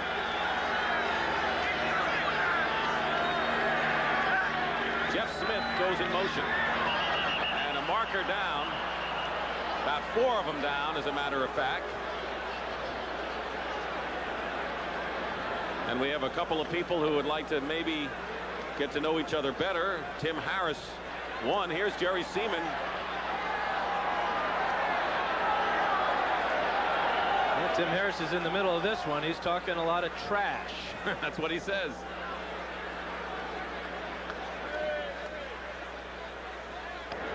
Encroachment prior to the snap. Nose guard. Still 3rd down. Harris is what you call a hybrid. He's a combination defensive end and linebacker, and now he's also a commentator. Got to give him my job. Yeah, he'll talk to anybody. What they try to do is just create a little confusion with his opponent, try to get him out of his game, try to get him concentrating more on Mr. Harris and on his assignment. Well, the Packers now bring in Nate Hill. They're going with more defensive linemen, not that they have that many. On 3rd and 6 for Tampa Bay on the 36 of Green Bay. Testaverde. And Ron Hall is unable to hold on to that pass. Tim Harris defending on the play. That would have been a first down if he had held, but not, and it's 4th down. And Igwe will come on and maybe try a field goal. Now we'll see what Harris does in the pass defense part of the game. Hall releases inside, and he's open. The ball is right on the nose. Got to make that catch. It'll be a 53-yard attempt. Igwe-Bike, his first field goal attempt of the season. Criswell holds. This is to tie. And the kick is good. It just barely went over the crossbar and might have skimmed it, Dan, you think? Most definitely. Great kick by Iggy. That's his nickname. Donald Igwe-Bike mobbed by his teammates. And with 1 minute and 40 seconds remaining in the first half, we have a tie game, 10-10. This ball will just skim the crossbar and go over. A little wind-aided, huh? Well, it looks strong all the way, but if you look at the flags right now, they're limp. They're not blowing as strong as they were earlier in the game when Zendejas kicked his 50-yarder. Well, coming up next on CBS Sports, top-seeded Ivan Lendl goes for his 4th consecutive U.S. Open Tennis Championship when he faces 2nd seed Mats Wilander, who's seeking his 3rd Grand Slam title this year. The only one he hasn't won so far has been Wimbledon. And it wasn't that fun yesterday watching Steffi Graf and Gabriela Sabatini battle. Outstanding second set. Both girls are playing at the top of their game. Steffi is just too much. Oh, I wish I had a forehand like that. Lendl and Wilander met last year. Lendl won in 4 sets, but it was a marathon, and we'll see whether Wilander takes any chances and comes to the net. They're baseliners. So it's 10-10 now, and deep for the Packers, Norman Jefferson and Sterling Sharp. Igwe-Bike booting it. And it's Jefferson on the goal line. Down at the 23-yard line by Chris Washington. Coming up at halftime on the NFL Today, Brent Irv and Dick Butkus will fill you in with all the scores and highlights. They'll also have a report from the U.S. Open, where Lendl and Wilander will go at it, as we've mentioned. That's all coming up at halftime on the NFL Today. Norman Jefferson is shaken up. He was the kick returner. He's not having a real good September, Dick. He had a rough week last week against the Rams with a couple of fumbles on kick returns. Very popular player. Had an excellent summer with a couple of returns for touchdowns. And now he's come up lame. Might have been a knee. Let's see it.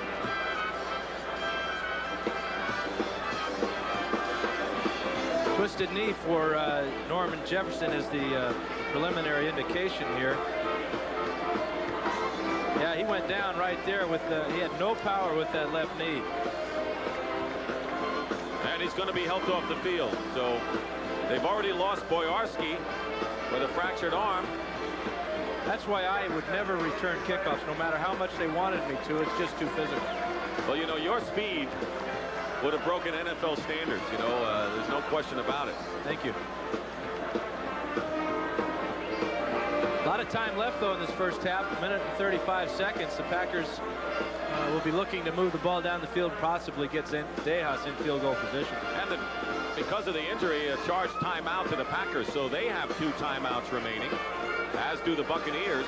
Yeah, that's a strange rule. Here a guy gets hurt, and they charge a timeout. The reason they do that is so that players don't fake injuries at this part of the game to stop the clock.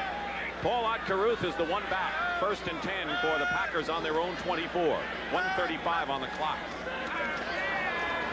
Randy Wright's pass caught by Stanley, out of bounds, just short of first down yardage. Bobby Futrell and Rod Jones defending, stops the clock with 1:30 remaining. By the way, that field goal by Igwe-Bike of 53 yards is not his career long kick. 2 years ago against the Vikings, he hit a 55-yarder. So Tampa Bay likes his long-range ability. A long name and a long leg. 2nd and 2 at the 31. 4 wideouts for the Packers here. They've used 4 wide receivers on 3rd and 2nd and 2 so far today. Right. And it's incomplete. Patrick Scott had a shot at the ball, and Rod Jones was the defender. It went over his head, and I wonder whether Scott might have been screened by Jones. Most definitely. This ball went through Jones's hands, it appeared, but this play was kind of doomed from the beginning. You saw Wright kind of fumble the snap. Here's the tail end of the play, and he did deflect it, and that made it very difficult for Kemp to make the catch. 3rd and 2. The Packers are 1 for 5 on 3rd down conversions. On the draw, Caruth goes nowhere, and he's set back. So the Boo Birds are alive again. And the Boo Birds are after Randy Wright, but they got to be after the guys calling the plays. This second time they've had a 3rd and 2 or 3, and they've run the draw play. The first time Brent Fullwood fumbled the ball, and now they don't pick up the necessary yards. They got to punt the ball into the wind back to Tampa with 1 minute and 11 seconds to go in the first half. Buccaneers calling their second timeout. They have one left. That was John Cannon, who came in and met Mr. Caruth head on. So Giants and 49ers right where we are at 10-10 in the second quarter. Ray Perkins with Vinny Testaverde, and what does he say? Just do your job. Don't worry about other people's problems. Exactly. Just go back there, make the proper reads, throw the ball to where you believe in your heart is the right place. Don't worry about the protection. Don't worry about what your running backs are doing or not doing. Don't worry about anything but concentrating on Vinny Testaverde and executing as best as you can. He's got all the talent in the world. He just has to learn to be a little more patient and believe in himself a little more. And it takes time. I mean, you can't rush these things, right? You know. Well, he's had a lot of hype, a lot of pressure. Heisman Trophy, great college career. Things are a little different in the NFL, though. Don Bracken will kick, and Jeff Smith is back for Tampa Bay. Good kick by Bracken. Smith at the 27. Stopped just short of the 35-yard line with exactly a minute to go in the half. 44-yard kick by Bracken, and Burnell Dent made the stop. So with one timeout left, Tampa Bay will try to take a lead. Well, next Sunday, starting with the NFL Today, CBS Sports presents an NFL doubleheader. The Packers go to Miami to Joe Robbie Stadium against Marino and the Miami Dolphins. Minnesota-Chicago, a big matchup in the NFC Central. Phoenix against Tampa Bay. The Buccaneers home for the second time this year against Phoenix. Check your local listings. We also have the second half of that doubleheader. Inside handoff to Wilder. Just gets back to the line of scrimmage. Second half of the doubleheader to complete our menu for next week. The Giants against the Dallas Cowboys. NFC East battle, 4 o'clock Eastern time. It all begins with the NFL Today.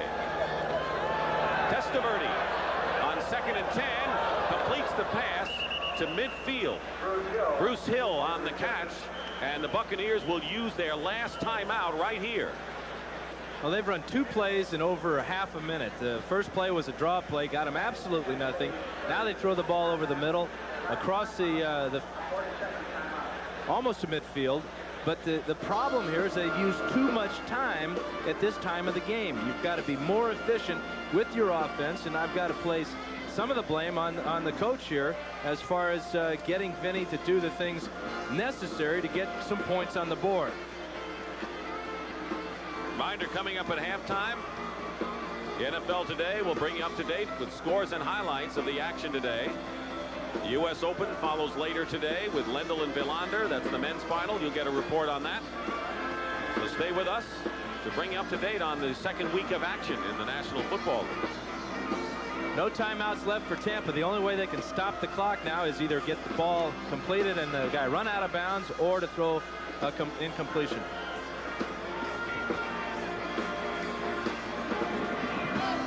First down at the 49. 32 seconds to go. Testaverde lost his footing for the moment. And he completes the pass out of bounds to Stephen Starring, his first reception in a Tampa Bay uniform. It's good for 13 yards and a first down. They're getting closer to field goal range. Well, Tiger Green on the stop. As we've seen today, field goal range is a long way today. 150-yarder and a 54-yarder, both at this direction of the field. 24 seconds remain. 3 wide receivers, 2 to the top of your picture.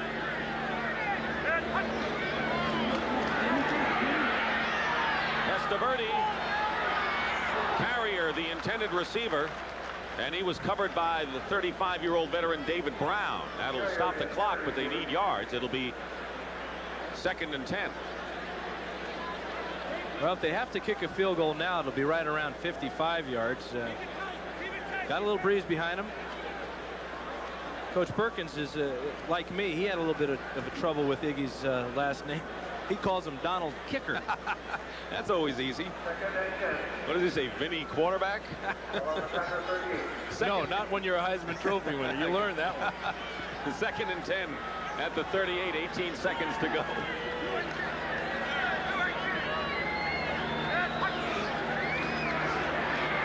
Testaverde in trouble. Down at the 41. They're out of field goal range with 13 seconds to go, and they better hurry up. Scott Stephen made the play.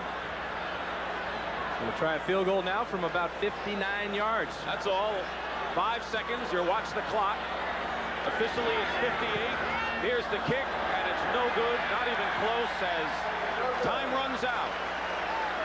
Well, they gave it a shot, but the Buccaneers came up empty. But after trailing 10-0, the Packers had that lead after 1 quarter. The Bucs came back to tie it up. Igwe Bike, 53-yarder. Zendejas started the scoring on the day with a 50-yarder.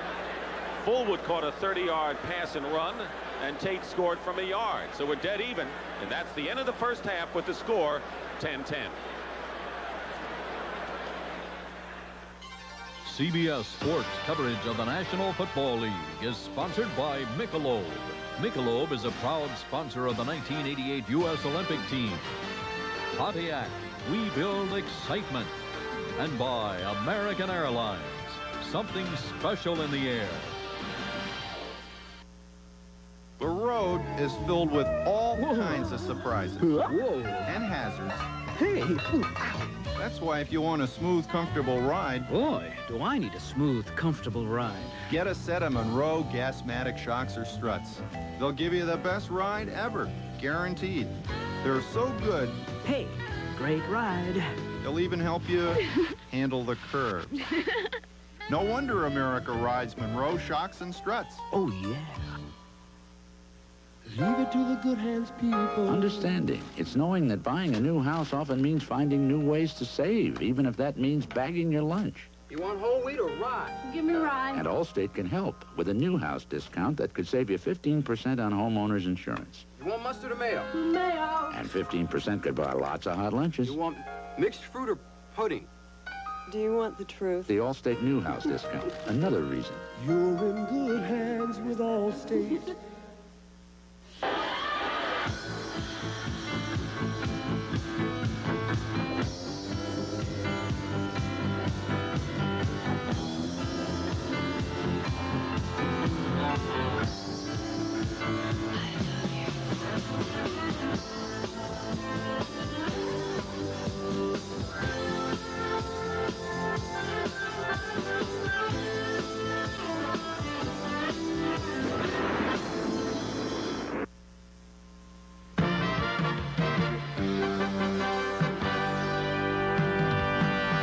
Welcome back to our New York studios. You know, yesterday Steffi Graf made tennis history at the U.S. Open, and later today the men can make some history of their own. And for a report, let's go to Tim Ryan and Mary Carrillo.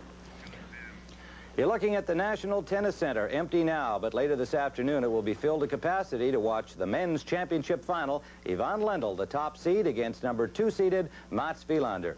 And Mary Carrillo, certainly Ivan Lendl hoping to maybe have his piece of tennis history. Yesterday was Steffi Graf's day, completing her Grand Slam. If he should win here, he'll be the first man to win 4 U.S. Open titles in a row, the first to do so since Bill Tilden.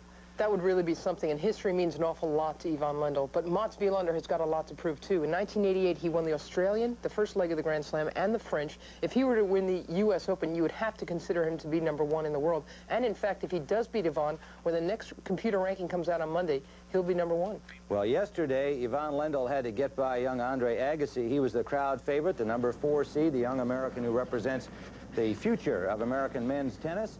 But Ivan Lendl was not intimidated at all, despite dropping the first set to the 18-year-old Agassi and having to deal with some points like this.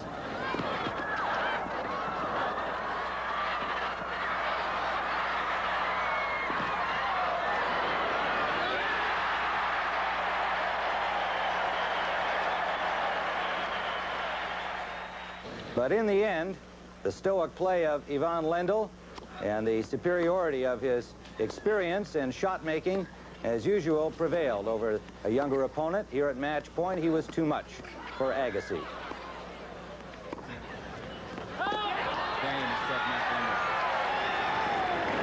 6-4 in the fourth, and afterwards, Pat O'Brien talked to him about what it'll be like if he can win 4 in a row.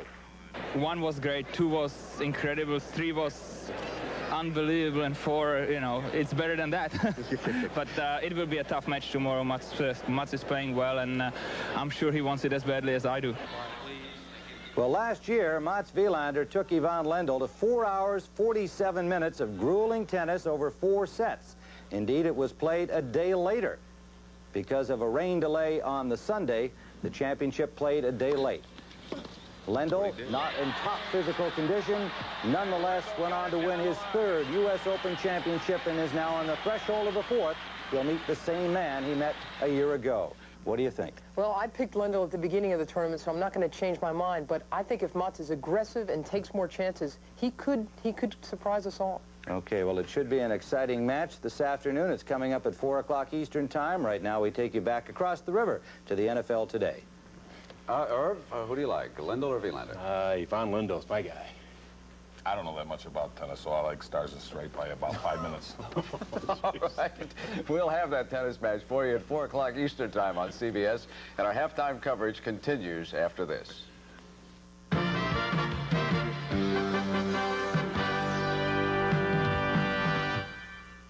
Next Sunday, it all starts with the NFL Today. Join Brent, Irv, Will, and Butkus, followed by 2 conference collisions. Last season, they were the surprise playoff power. Now the Vikings hope to power themselves past their Central Division nemesis, the Bears, recharged with Jim McMahon. Then the Giants and their demolition defense are out to derail Herschel and the Cowboys. A doubleheader of NFL rivalries next Sunday on CBS Sports. This is CBS. The spirit of lacrosse on 8. Some people don't believe you can stand up to the special interests in Washington. And I've been criticized for spending my own money and turning down contributions from PACs and lobbyists. Well, I'm not a politician. I've spent my life running a business, not running for office. I've created jobs, balanced budgets, and learned how to cut waste. And the most important thing I learned at Kohl's was that the best ideas came from the people who work there. So I'll make you one promise. If you send me to the Senate, I'll work my heart out every day to do what's right. And I won't be anybody's senator but yours. Why would NSP give you a rebate just for buying new energy-efficient appliances? Because they conserve energy. And saving energy helps NSP postpone construction of costly new power plants. A new energy-efficient water heater, refrigerator freezer, room or central air conditioner, or heat pump will also make sizable savings on your electric bill. See an appliance dealer. Enjoy NSP rebates and energy cost savings every day. One of the largest sales of home furnishings in western Wisconsin is now in progress. Jensen Furniture of Arcadia is going out of business. Over $1 million of quality home furnishings will be liquidated at up to 70% off. If you've ever wanted to buy quality home furnishings at huge savings, this is the sale for you. Jensen Furniture is going out of business. Highway 93 Arcadia. Shop Monday through Friday, 10 till 8, Saturday 10 till 5, and Sunday noon till 4.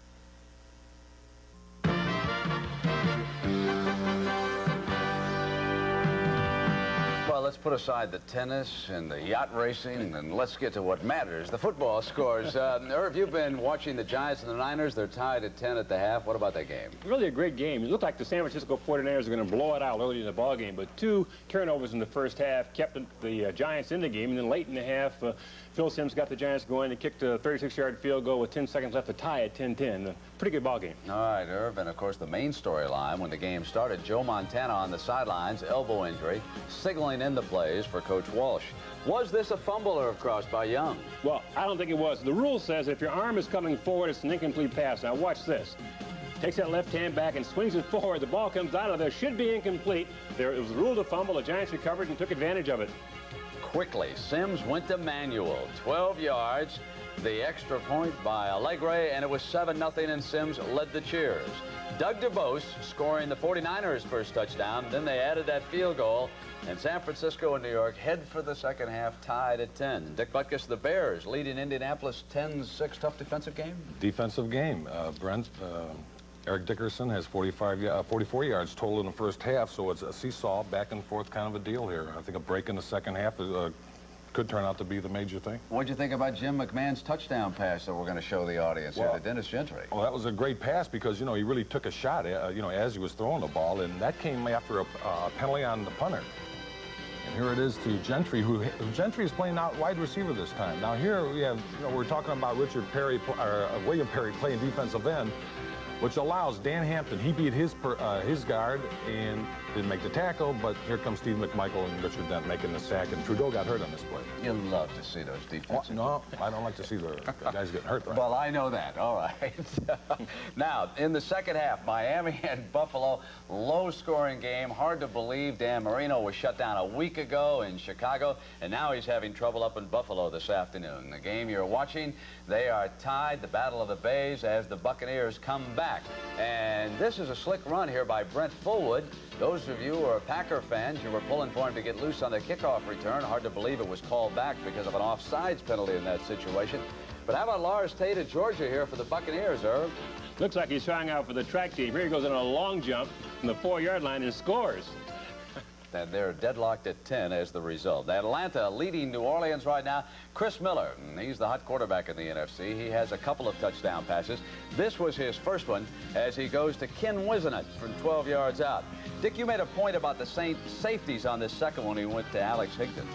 Well, that was some of the problems they were having last week against the 49ers. And here the rookie tight end takes one in. Well, that was on the sideline. But here comes Hebert right back. Yeah, that was a big play late. They missed the extra point, and so that's why we stand at 14-12 right now. Pittsburgh leading Washington. That is a field goal difference at the half there. And in baseball now, Cleveland and the Red Sox, they are tied at 1 in that game. Meanwhile, up at Yankee Stadium, they have gone to the 4th inning with the Yankees leading the Tigers 2-1. The NFL today continues second half. Tampa Bay and Green Bay in just a moment.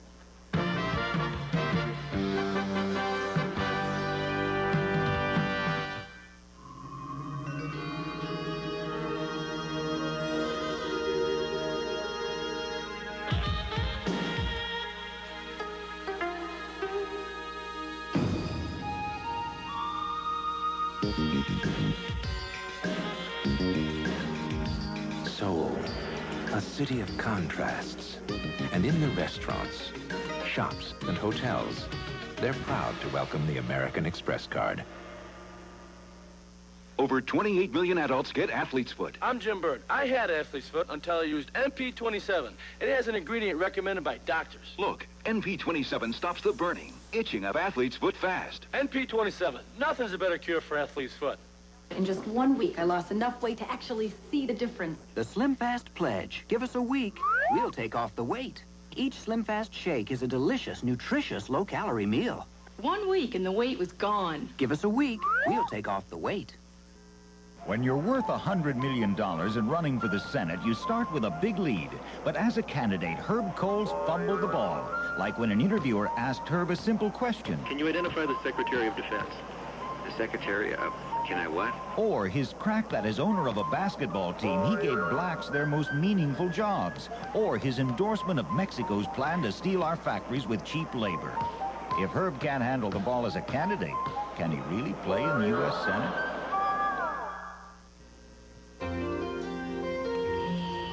Instead of overlooking Wisconsin's medical commitment to quality, look again.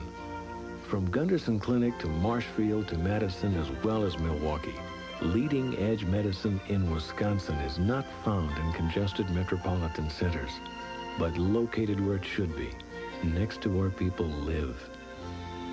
We're proud to be a part of this fine tradition. CBS Sports coverage of the National Football League is sponsored by AT&T, the right choice. Mercedes-Benz, engineered like no other car in the world. And by Coors Light, there's no slowing down with a silver bullet. It's the right beer now. Back back to Lambeau Field in Green Bay. Sellout crowd as usual here at the home of the Pack. We're at halftime with the Buccaneers and the Packers are all tied 10-10. Tampa Bay trailed 10-0 and came back and tied it up. Dick Stockton with Dan Fouts. You see anything in a tight, taut first half game that could be an indication of what may decide this thing? Well, turnovers are a big part of last week's game for both of these teams. I got to believe that we haven't seen the last of the turnovers today. It's also been a game of field position. It seems like both teams have scored in the second quarter. The first quarter there was all Green Bay. Second quarter was all Tampa Bay, and they've both times field position has decided when they scored.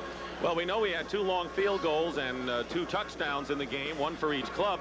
But what did the coaches feel that they wanted to do as far as dividing up the pass versus the run in the game? Ray Perkins, for example, didn't get a chance to run much at all last week. No, he told us earlier in the week that he wanted to run between 30 and 40 times today. He has already got at least half of that, and in order for his young team to do well, they've got to feel good about their running game. It opens up a lot of the passing game for Vinny. And James Wilder came alive for them, and that's something to watch in the second half as well. As far as the Green Bay Packers are concerned, what was Lindy Infante's idea as far as what he would have preferred in this game? Well, basically the same thing. He wants to be able to control the ball with his multiple faceted offense, the great different formations that he's used. And he's also got Randy Wright untracked a little bit. He was kind of even in rushes and passes, so there are no complaints there, but we'll be watching the turnovers. They've been won so far, and that was a fumble by Green Bay, and the Buccaneers capitalized and scored their only touchdown. And it gave the Buccaneers the best field position they've had all day when they got to be able to start on the 50-yard line. Igwe Bike, who hit a 53-yarder to tie the game, will be kicking off. Patrick Scott and Sterling Sharp will go back. Scott is on the left, Sharp on the right, to return for the Packers. It's 10-0 at the end of 1 period in favor of Green Bay, and the Buccaneers tied it up in the second. Set to go here. Beautiful afternoon here in a very friendly town, Green Bay, Wisconsin. People can't do enough for you. And the kickoff. Scott, 4 yards in the end zone. Stopped at the 23-yard line, and that's where the Packers will go on offense.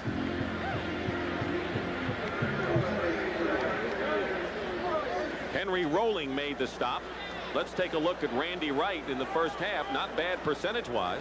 Not bad percentage-wise, and of course the big play was the 30-yard little short pass that he threw to Brent Fullwood, who took it the rest of the way for the touchdown. 1st and 10 on the 24. Paul Otkaruth is the lone back. 2 wide receivers, 2 tight ends. Wright's pass to Sharp. Does most of it is on his own, fumbles it, and Tampa Bay has recovered. Sterling Sharp had the first down, fumbled, and Harry Hamilton, the free safety and former New York Jet, recovers for the Tampa Bay Buccaneers. And we talked about turnovers, and boom, here you have one. I didn't really think we'd see it on the very first play. This is really a shame because he does such a great job of breaking tackles, but he doesn't have a real good grip on the ball, and it gets punched out there. Fine tackle right on the ball. So 2 Green Bay fumbles, and we'll see now whether the Buccaneers can capitalize this time the way they did last time. They are at the 41-yard line of Green Bay, 1st and 10. Vinny Testaverde, 2 tight ends. Wilder the setback. Wilder will get nothing on the play. Mark Murphy, who had an outstanding game in defeat last week for the Packers against the Rams. He's a good hard hitter, made the play. There are some offensive defenses in the National Football League, and by that I mean there are defenses that are willing to attack an offense. That time the Packers, just off of a turnover, they came up with an all-out blitz, brought both safeties, and Mark Murphy was there to make the play. 2nd and 10. Jeff Smith joins Wilder in the backfield. And it's Smith with Wilder blocking. To the 37, Tim Harris on the tackle. It'll be 3rd and about 5 or 6 now for the Buccaneers. Early here in the 3rd quarter, Dick Stockton and Dan Fouts, both teams embarrassed and humiliated last week and never really in their first game encounters.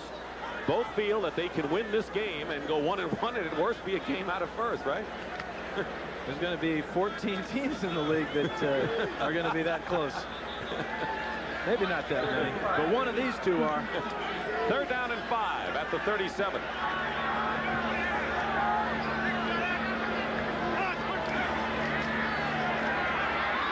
Testaverde, incomplete. Pass was intended for Ron Hall, and Tiger Green covering on the play, and that'll bring up 4th down. One of Vinny's problems is not getting set in the pocket, drifting around in the pocket, not really setting his feet to deliver the ball. And I don't care how strong you are, what happens is you lose your accuracy by not setting your feet and throwing. Well, Donald Igwe-Bike, who made good on a 53-yarder, will try to better that with a 54-yard attempt. Criswell holding. 54-yarder here. Good leg, and the kick is perfect. What a day for Donald Igwe-Bike. There's a penalty marker down, however, at the line of scrimmage, so hold everything. Oh, what a shame. What a shame for Tampa Bay, and for the Green Bay Packers, a sigh of relief. A 54-yarder goes by the boards as a holding penalty called against Tampa Bay. That kick might have gone through from 65 yards. That was a tremendous kick. Holding.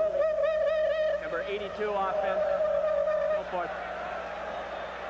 Ron Hall. And Igwe-Bike walks off the field shaking his head, and they say, don't worry about it. You'll kick a 55-yarder before this day is over. And he says, I don't know.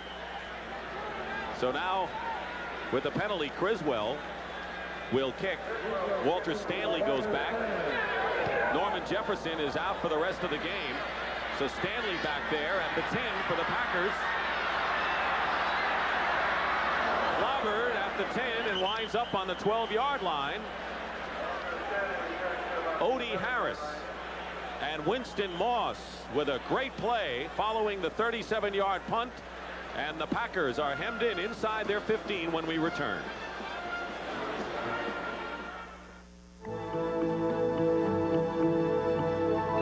The legendary Mercedes-Benz SL Coupe Roadster. To every reason you ever had for wanting to drive it, you can now add one more. A mighty 5.6-liter light alloy V8 engine. 227 horsepower. Infinite driving excitement. The Mercedes-Benz 560 SL. If you think you can handle the big, bold taste of extra gold draft, hang on. This is the full tilt draft real beer drinkers have been thirsty for. And it looks like they aren't gonna let go. Grab hold of an extra gold. It's the biggest taste that's happened to beer since they put it in cans.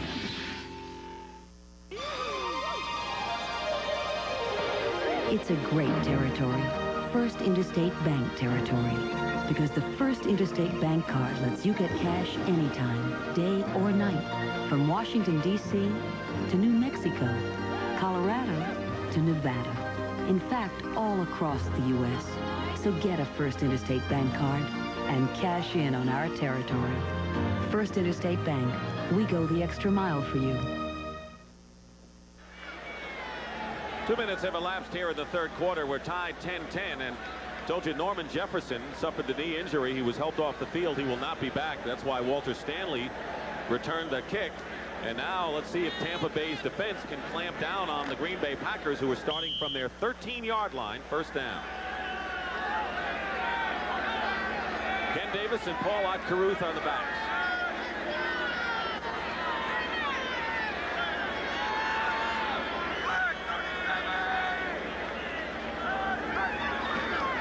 Carruth. Good hold. First down.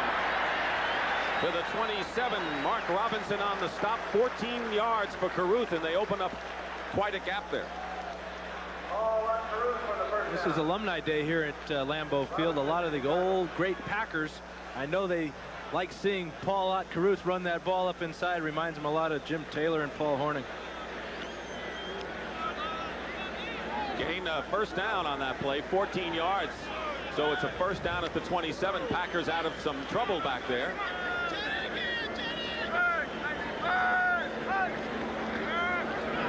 Right. Throws it out to Stanley. The question is, did he have control? And he did. Makes the catch at the 32. Winston Moss defending on the play. So they picked up a few on that one. Randy Wright today has used 8 different receivers. He's doing a fine job bouncing back from last week in great fashion. Interesting guy. He says that he's not the type of quarterback that can carry a football team. By that he means with the proper supporting cast, he thinks that he can do the job, but he's not a John Elway type or a Dan Marino that can carry the load. He's completed 11 of 16 for 96 yards and a touchdown. 2nd and 5 at the 32.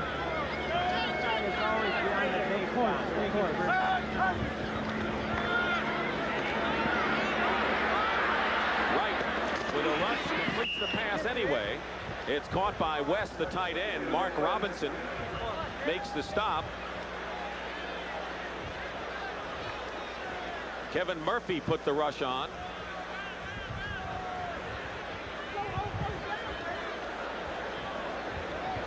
So it'll be 3rd and 5.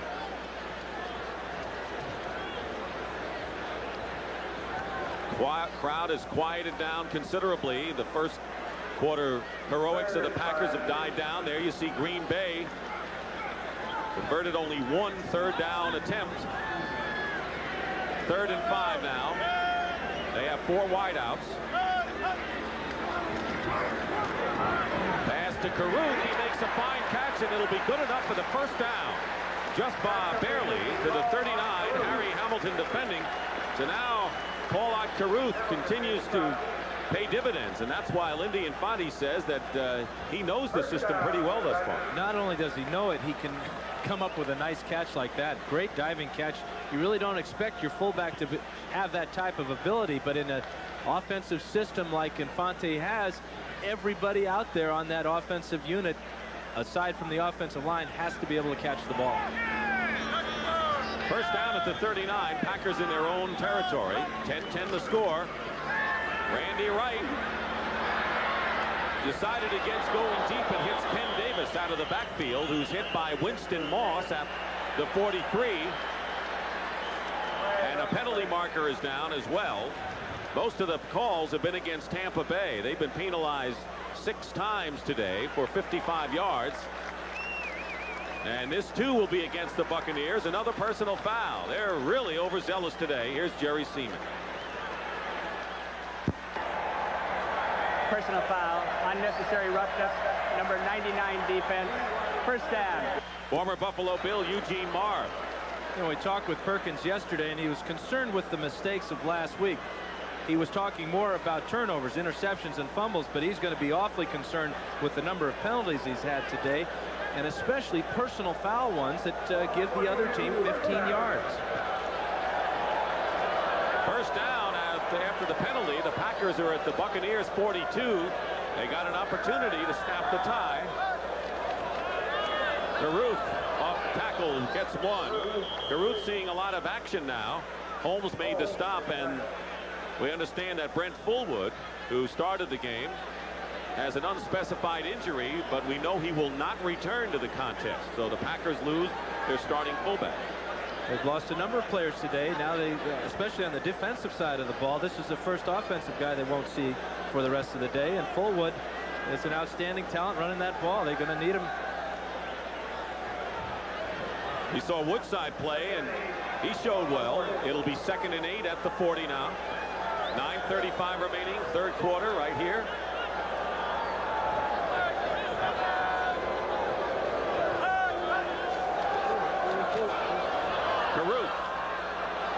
So the last 2 times he's carried the ball, Caruth has come up empty. This time the rookie from Southern Mississippi, Cindy Coleman, who has been in for Urban Randall, makes the tackle, and that'll bring up 3rd and long as the Buccaneers come in with their nickel package. Caruth is really not that type of runner, Dick. That was a misdirection counterplay where he steps to the offside, gets the handoff, and then he really doesn't have that type of Brent Fullwood speed to make up the difference. They'll go with 4 wide receivers, and the Bucs Counter with 6 defensive backs, Jones and Donnie Elder. 3rd and 9 at the 41 of Tampa Bay.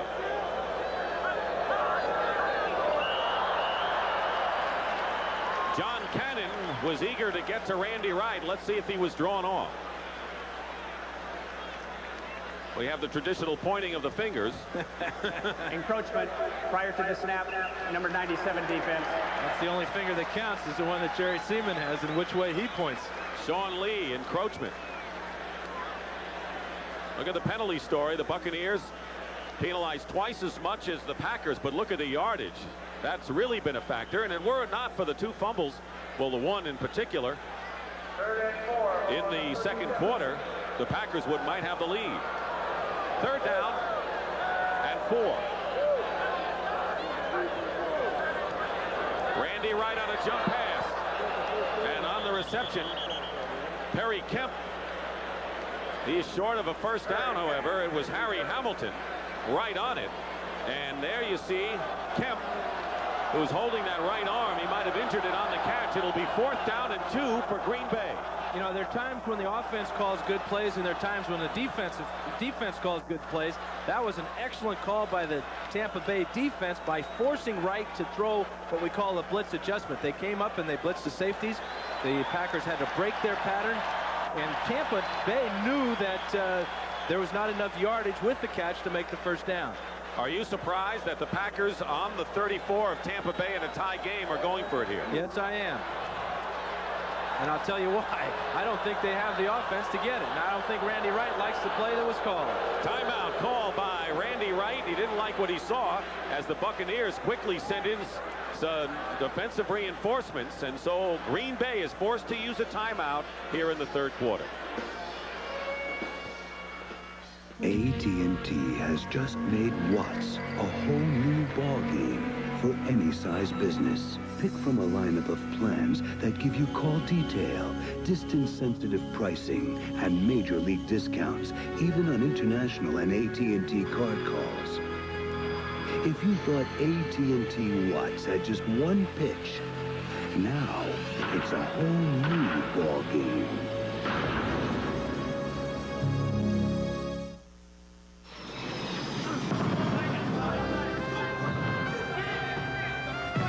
This year, 24 men and women are going to Seoul, Korea.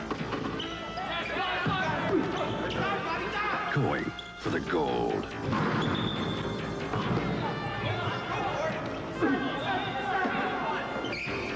Coors Light is proud to be a sponsor of the USA National Men's and Women's Volleyball teams. Proud to be sending our best. What gives you lots of hot water the lowest cost way? Nothing does it like gas. What lets you wash for less money to save every day? Nothing does it like gas.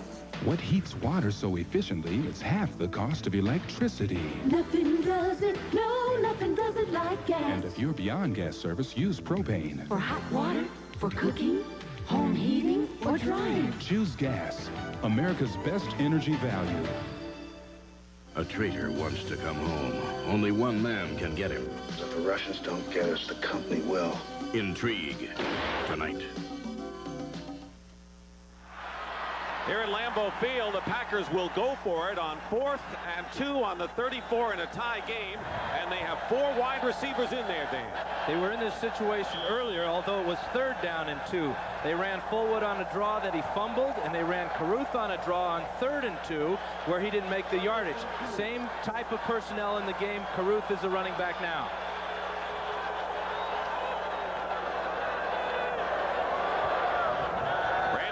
Called a timeout. Here's the play on 4th down.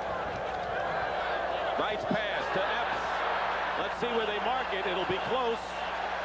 And at first glance, it appears as if the Packers have a first down. But there's a penalty marker down. Ricky Reynolds got wrapped around Epps. And the penalty is against the Packers. And that just may change what they do totally now. They'll have to kick it away. There are good times. There's probably never a good time to have a penalty. This is a terrible time. Illegal formation. Number 75 was not on the line of scrimmage. Still 4th down. And Rutgers, who should know better. That's really another one of those inexcusable type of lining up incorrectly type of penalties. We've seen a lot where the guy was lining up too close to the ball. This time Rutgers is too far in the backfield or too far off the ball, and it's kind of a ticky-tack type of penalty. They had the first down, though, with Epps just barely. So Bracken now forced to kick it away. Smith is back for Tampa Bay, going for the corner, and it goes out of bounds. And they will spot it in the neighborhood of the 10-yard line, right about the 11. So the Packers miss a first down because of a penalty, and Igwe Bike got robbed of a 53-yard field goal because of a penalty. And we'll have a timeout.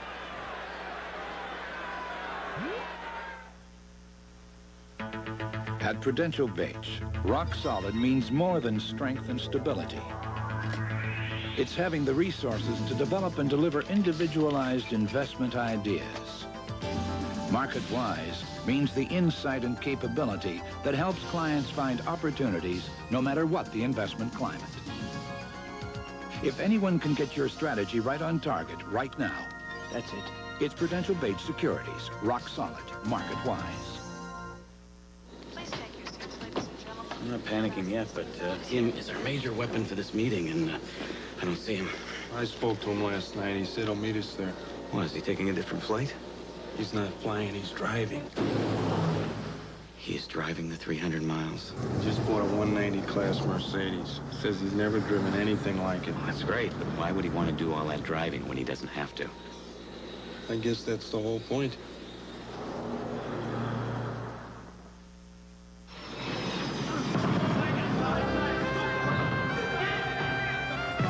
This year, 24 men and women are going to Seoul, Korea.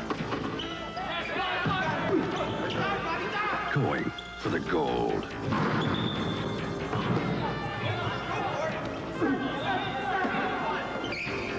Coors Light is proud to be a sponsor of the USA national men's and women's volleyball teams. Proud to be sending our best. It's a place called Death Valley, where 10th-ranked Florida State will take on the 3rd-ranked Tigers of Clemson next Saturday on CBS Sports. Back here at Lambeau Field, tied at 10-10. The Packers had to give up the ball, and now Tampa Bay will take over possession with 7:19 to go. And who will be in possession of the U.S. Open Championship? It'll be Ivan Lendl or Mats Wilander. The top two seeds battle it out after this game. Could be a baseline affair. Last year, a marathon. Wilander trying to win his 3rd Grand Slam title this year. 1st and 10 at the 12 for the 4th time. The Bucs start inside their own 20. Lars Tate spins his way to the 17-yard line, where Nate Hill and Mark Murphy combined to make the stop. Chicago leading Indianapolis 10-6, 3rd quarter. Miami and Buffalo are tied also in the 3rd quarter of that game, and New Orleans now eking ahead of Atlanta by a point. Tight games, it seems, all around the NFL today, including that one. The Giants trailing now the 49ers. 2nd and 4 at the 18. Including that one. The Giants trailing now the 49ers. 2nd and 4 at the 18 for Tampa Bay, their own 18.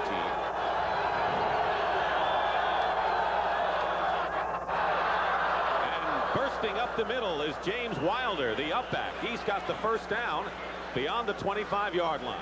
Anytime you start inside your 20-yard line, Dick, you're looking for what they call breathing room. It's really not breathing room. It's sighing room, a sigh of relief if you move the ball out. And in 2 plays, they've done a great job. And they really are sending maybe a little bit of a message to the Packers that we can get physical too up front. We can run the ball right down your throat. Tim Harris and John Anderson on that play. 2 tight ends on first down at the 28 now. 10-10 to score. Bruce Hill, the lone wide receiver to the bottom. But they go right to Tate. Tate looking for the hole, fights up to the 35, and a gain of 7 good yards there. John Dorsey, inside linebacker, on the stop. That's the type of running play that Tate will really excel at, because he has the natural instincts to make the proper cut and follow his blockers well. He's a youngster. He's still learning, but with that 4.4 speed, he's going to be very productive in this offense someday. The Buccaneers have rushed 23 times for 89 yards in this game. More to their liking than a week ago. 2nd and 3 at the 35.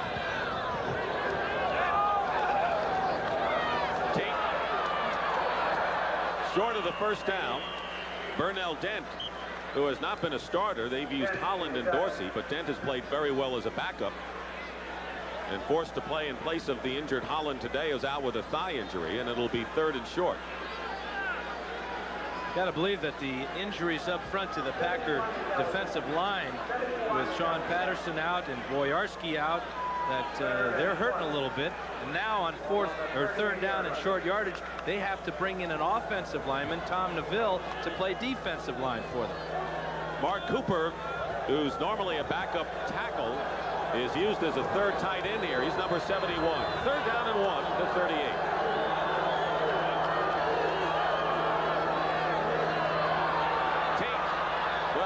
First down. Well, Lars Tate, who's fulfilling Ray Perkins' promise of playing more, has a first down for the Buccaneers. Mark Lee and Mark Murphy made the play. Nice little misdirection that time with the backs in the I formation. Wilder came left and Tate went right, and really confused the Packer defense. Neville comes out of the game. He was the lineman. Here it is. There goes James Wilder, 32, to the left, and a big hole on the right side. First down at the 43 of Tampa Bay with 4 minutes remaining in the 3rd quarter. James Wilder straight ahead. He carries 3 or 4 Packers with him and gets another first down as he barrels his way into Green Bay territory. A pickup of 11. Anderson, Dorsey, and Dent all brought Wilder down. Players may claim not to notice the negative press or what people are saying about them, but they know what's going on. And James Wilder is got a lot of pride. He wants to prove that he still has the ability, and he's having a nice day so far. 62 yards on 12 carries. First down at the 46 of Green Bay. Still tied at 10.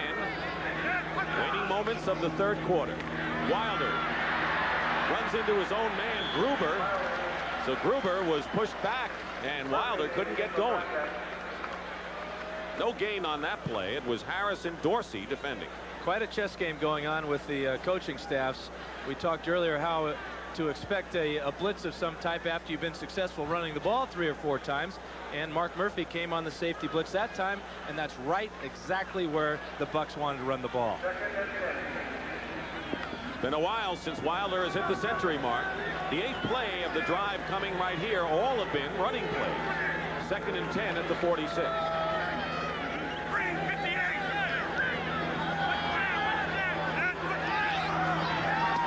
Diverting as Carrier. First down, fumble. And the Green Bay Packers have recovered. Blaze Winter.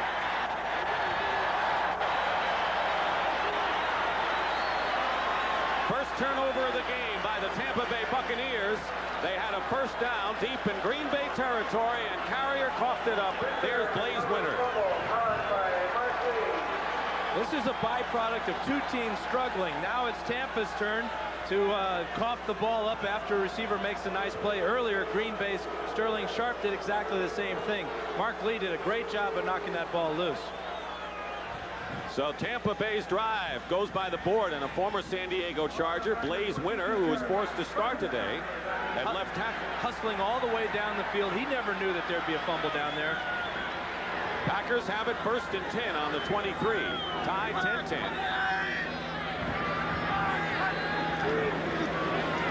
Ken Davis. Penalty marker down, and Davis is down. Just short of the 30-yard line. Mark Robinson was first, and then Sidney Coleman followed. And another penalty.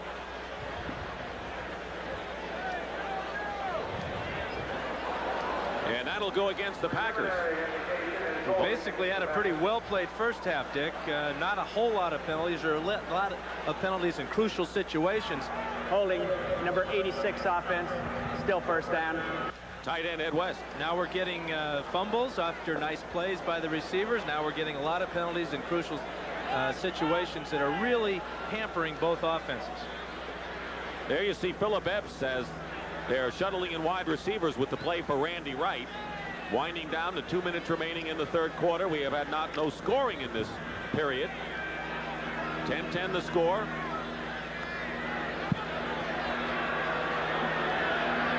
Now they're spotting the ball at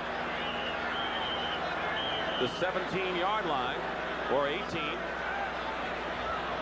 Some confusion at the line, and Jerry Seaman wants to talk to one of his cohorts.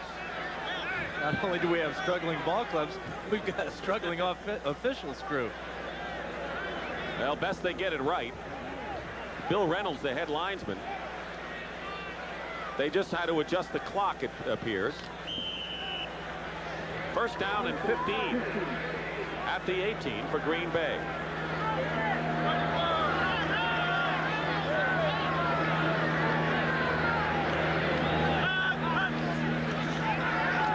Randy Wright, Phillips, fine catch to the 28-yard line. Short of a first down, they needed 15. Kevin Murphy on the stop. Less than a minute and a half remaining, third quarter. There's the Brain Trust over in the Green Bay sideline, and coming in with the play is Kenneth Davis.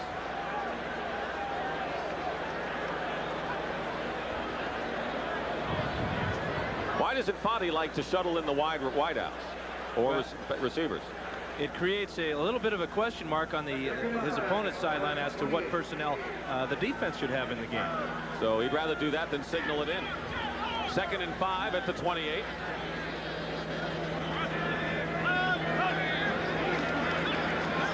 Wright flips it out to Caruth. And Caruth is stopped short of a first down. Reuben Davis and Eugene Marv. Marv was the first to get to him. There's the time remaining in the third quarter. That'll bring up 3rd and short for the Green Bay Packers, whose last 5 possessions have added up to 3 punts and 2 fumbles. Not a whole lot of excitement here in the second half. Not yet anyway, but Randy Wright this half has not thrown an incomplete pass. He has hit all 8. That's kind of gone unnoticed, hasn't it? Well, I sure didn't notice it, Dick. Thank you for bringing it to my attention. 3rd down and 1 at the 32.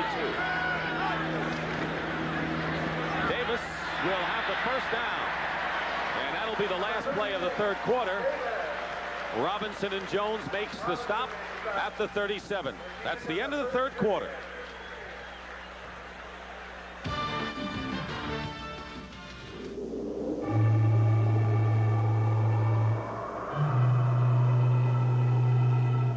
It's been said that form should always follow function. But on rare occasions, the function is already so highly advanced that the form is free to pursue absolute beauty. Presenting the Mercedes-Benz 300 CE Coupe. Millions of people get athlete's foot. I had itching, burning athlete's foot until I used NP27 with an ingredient recommended by doctors. Doctors recommend NP27's ingredient 2-to-1 over Mycotin or Desonex. NP27, nothing's a better cure for athlete's foot. Dexatrim's amazing.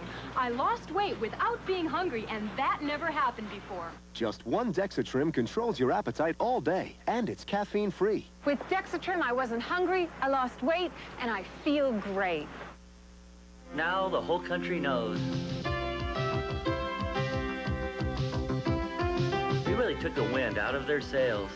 The challenge is over, and we're America's champion. Diet Pepsi is America's choice. In head-to-head taste tests, Diet Pepsi challenged and beat Diet Coke. And by the way, we won the America's Cup, too, with Diet Pepsi's support. Dennis Conner and Diet Pepsi, America's champions.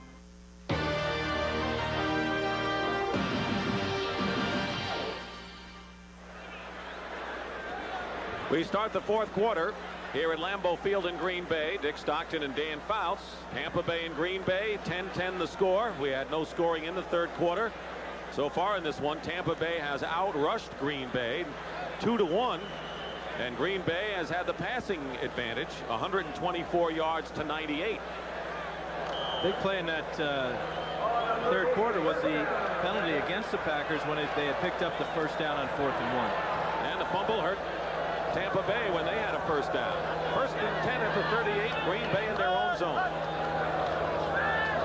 Randy Wright finds Woodside out of the backfield. And he is wrestled down at the 42-yard line by Sidney Coleman, and flags fly, and now we have Moss and and Rich Moran going at it. Two number 57s. And they were actually throwing punches, something you don't often see in a football fight. And I got to believe they're both history for today. This was an all-out fight, and they're throwing punches into face masks. And there's no way you're going to win that fight. Not a wise thing to do. So a key defensive player, Winston Moss, and Rich Moran, the left guard. We saw the two of them. And we'll wait for Jerry Seaman to tell us how they're going to treat this one. The thing I hate to see in this situation is that neither side will be penalized. There'll be offsetting penalties. Both guys will stay in the game. It's like nothing happened, but yet it was a very serious fight. Well, watch the end of this play now. It's very easy to tell. It's two guys with a number 57 on. There's Rich Moran. He's just hustling a little bit. Now Moss comes with a right hand that misses. You call this, Dick. I don't do fights. Walter Stanley actually landed on Winston Moss's foul, unnecessary roughness, number 57, defense, personal foul, offense, offsetting dead ball foul, second down. Well, you just said it. No penalty on either side. They both stay in the game. And I'm not sure I understand it. I haven't seen a fight go on like that with as many blows thrown in a long, long time. In fact, I can't remember ever seeing two guys carry on like that. Well, what does it take to get thrown out of a game? Well, you were in it for 15 years, and so you saw enough, and we're involved in enough games. So it'll be 2nd and 6. So just make believe it never happened. I will if you will. Okay, the deal. At the 42. Ball at Caruth, and maybe a yard loss. Sean Lee, and another flag goes down immediately. And I think right now the officials more than anything want to establish control of this game. That'll be holding against Green Bay. Not that that was a call that would do that, but I'm sure that Jerry Seaman doesn't want to see things get out of hand. We've had a couple of close calls, and then the actual skirmish between both Moran and Moss. Well, the referees are human too, and they feel pressure just as the ball players feel pressure. They feel the pressure to control the game. So after there's a little skirmish like we had between Moss and Moran, the referees are a little bit more on edge. Number 60 offense, still second down. And a little bit more aware of what's happening in the ball game. Dave Croston, right tackle. That was the 15th penalty of the game. So the Packers are back to their own 33-yard line. It'll be 2nd down and 15. Early here in this 4th quarter, 10-10 the score.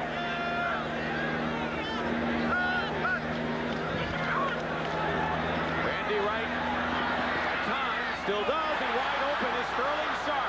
Penalty marker down, and Sharp gets deep into Tampa Bay territory and knocked out of bounds at the 27 by Harry Hamilton. But let's see if we have a clipping penalty here against the Packers. And it looks like they're going to bring it back.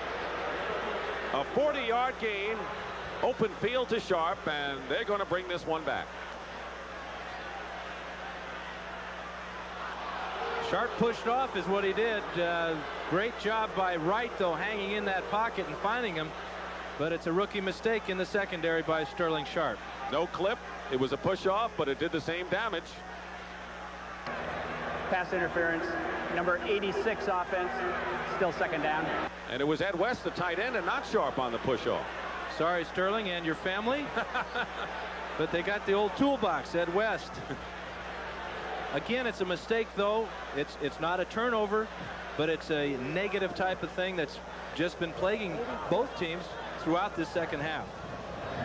And the penalties have come after big plays on both sides. 2nd down and 25 for the Packers on the 23-yard line. Caruth is the one back, 4 wide receivers. Randy Wright up the middle. He's got Perry Kemp.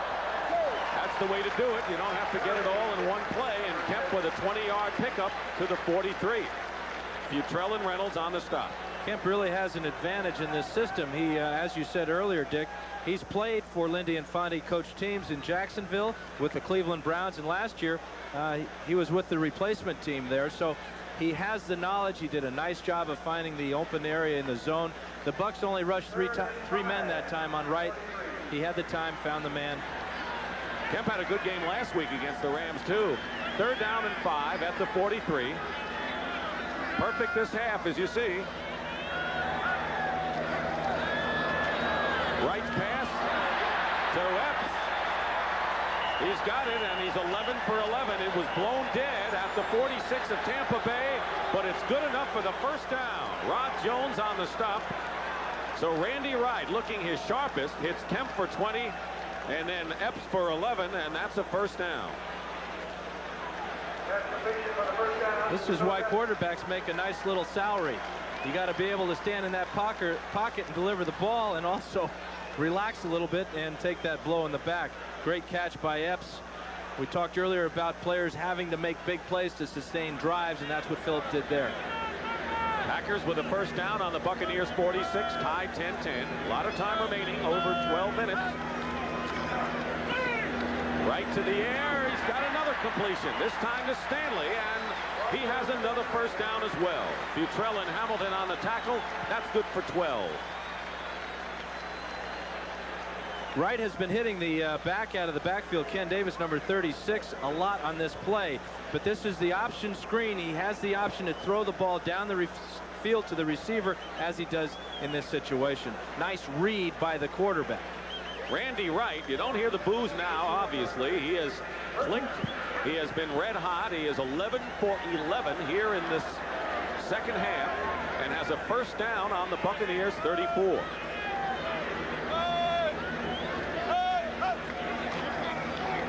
Ball at Caruth, giving ground, and takes a loss on the play. Sidney Coleman and Bobby Futrell. Coleman, who's, you mentioned, a rookie free agent out of Southern Mississippi, forced to play when Irvin Randall went out.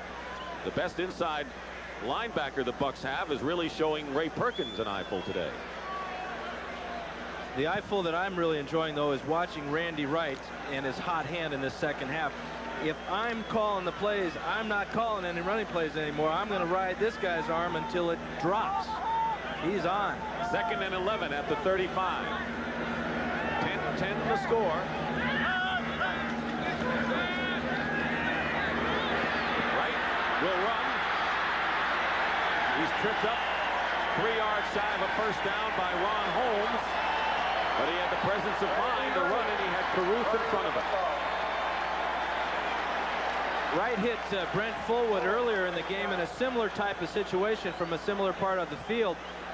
He comes back into the pocket and has a lot of time to throw, and there's Caruth in front of him. He could have dumped the ball off to him, as he did earlier in the game when he threw it to Fullwood. I know that Caruth is going to be asking him, hey, why didn't you throw me the ball? He's not far from the first down. 3rd and a long one at the 26. Ken Davis joins Caruth in the backfield.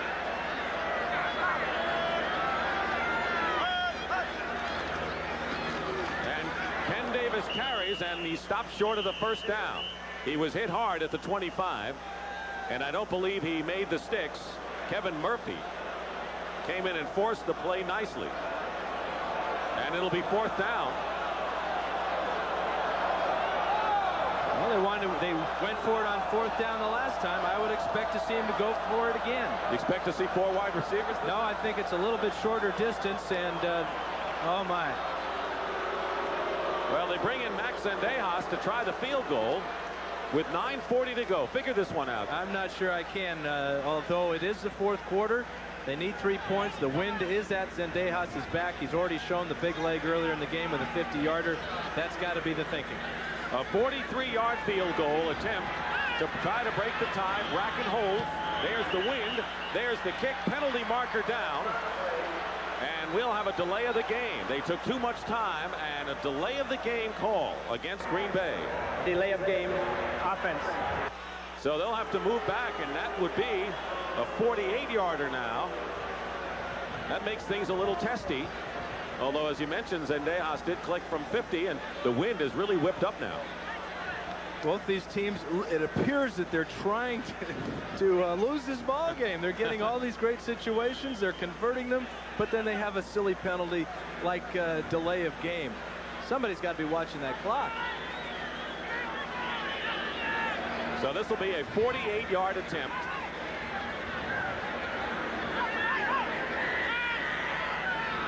Zendejas. Blocked. The kick is blocked. And it goes into the end zone, and the Tampa Bay Buccaneers hold, and we keep the tie. And we'll return to Lambeau Field in Green Bay after this word from your local station. This is CBS. Look to the leader. ESPN is your ticket to NFL Sunday night action when the best go head-to-head. As time runs out elsewhere, ESPN kicks off each Sunday night of the season with football's finest hour, NFL Primetime. The greatest plays from every game played that day. Then, Joe Theismann joins the team that won critical acclaim. NFL Sunday Night Football, live on ESPN. Tom Newberry of the Los Angeles Rams on shopping at Scogan's. If you think living in California is a treat, you may be right, except when it comes to grocery shopping. Now, I like meat, good quality beef. That's why I insist on buying all my steaks at Scogan's when I'm in town. Thanks, Tom. Thank you, bud. Scogan's is the cleanest, friendliest store I've ever shopped. I wish we had one in California. With service like this, I'd really have it made. Thanks, Tom. Have a nice day. Thank you. Scogan's IGA, from La Crosse to Galesville, maybe even California. What's the difference between the Republican candidates for Senate? Steve King has signed a pledge not to raise taxes. Susan Engelleiter won't say no to higher taxes in the future. Steve King supports a one-year federal spending freeze. Susan Engelleiter disagrees. Steve King supports the death penalty for drug kingpins and convicted murderers. Susan Engelleiter is against it. What's the difference between the candidates? Steve King's the difference. All the difference Wisconsin and America need. CBS Sports coverage of the National Football League is sponsored by Allstate. For home, auto, and life insurance, you're in good hands with Allstate. Michelin, because so much is riding on your tires. And by Subaru. We built our reputation by building a better car. Back here at Lambeau Field, Eugene Marv blocked the field goal attempt by Max Zendejas. And the Packers had the ball for 8 minutes and 10 seconds and came away with nothing. And the Buccaneers have a first down on their 30, still tied at 10. James Wilder off the left side. Wilder picks up 9 yards. Murphy on the stop. Let's go back to the Green Bay decision to go for 3 there, Dan. Well, earlier in the third quarter, they had a 4th and 2, and they decided to go for it with 4 wide receivers. They made the first down. It was called back because of a penalty. Very curious, though, on 4th and just 1 yard, even less than a yard, they felt that 3 points would be enough. That's what they wanted to do. They get the delay of game, then they get blocked. A lot of bad things happening. 2nd and 1 for the Buccaneers. Up the middle is Wilder, and he has the first down just shy of midfield. Murphy and Stills in the secondary making the stop. So with 8.5 minutes remaining, the Tampa Bay Buccaneers now can cook up a drive that they hope will give them the lead. They haven't had the lead today. They were trailing 10-0 before they tied it up in the second quarter. Steelers leading the Redskins 19-7. That would be a shocker. 19-17. Stand corrected. First down at the 49 for the Bucs. Wilder again. And he'll lose a yard on the play. Tim Harris, Mark Murphy. Looks like Gruber is having a bit of a tough time at left tackle against the Green Bay defense. The success that Tampa Bay has had running the ball has always been, or at least today, has been along the right side behind Rob Taylor and Dan Turk. Buccaneers have run the ball 30 times. They're the Redskins regaining the lead. They've rushed 30 times and passed 19. Ray Perkins likes that ratio. 2nd and 11 at the 48 of Tampa Bay. And Testaverde goes down in a great pass rush. To safety blitz, Tiger Green on the play.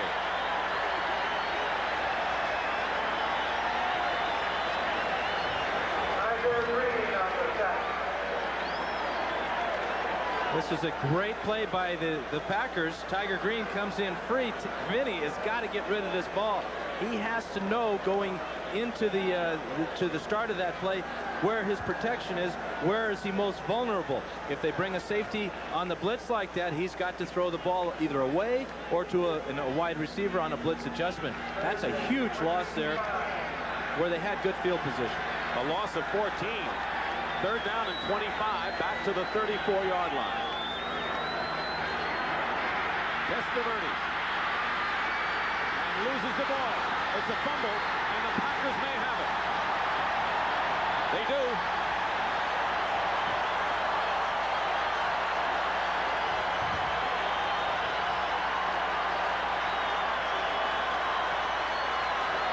Tim Harris knocked it loose, and Mark Murphy makes the recovery for Green Bay. We talked earlier about how Vinny has to just contain himself and play within himself and worry about his own job. Here he's trying to make a big play. He's trying to stay in the pocket and find somebody. Now he doesn't feel the man coming from behind stripping the ball, Tim Harris. He compounds one mistake with the sack, with another with a fumble.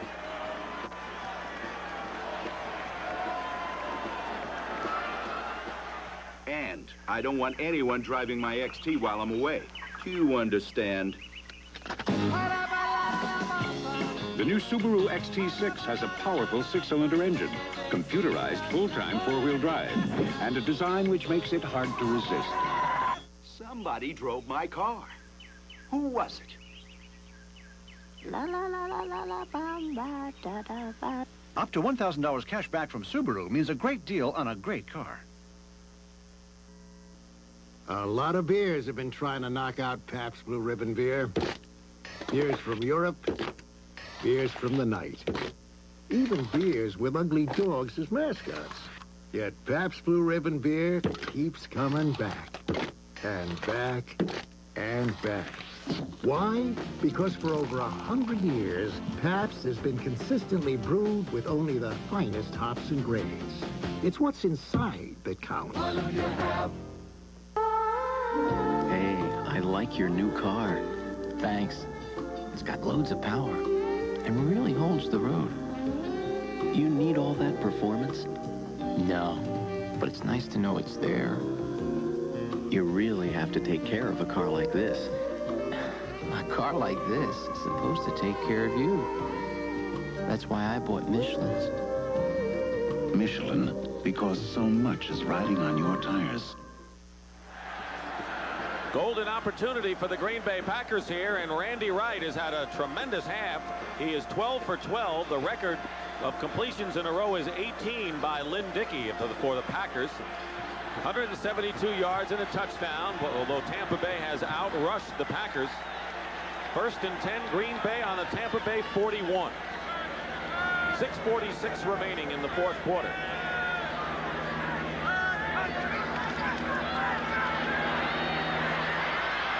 Wright finds Caruth out of the backfield. Second effort may net him a first down at the 31. Sidney Coleman, the rookie linebacker, and Reuben Davis, the rookie defensive end for Tampa Bay. And it is another first. Let's see where they mark it. It'll be second and less than a yard. Don't you love those second and 1 for you? Well, we talked earlier about how Bart Starr would always fake it and throw it deep. I wouldn't expect that to happen here, though. Field position's very important. The Packers have it now. They want to run some time off that clock. Just under 6 minutes now.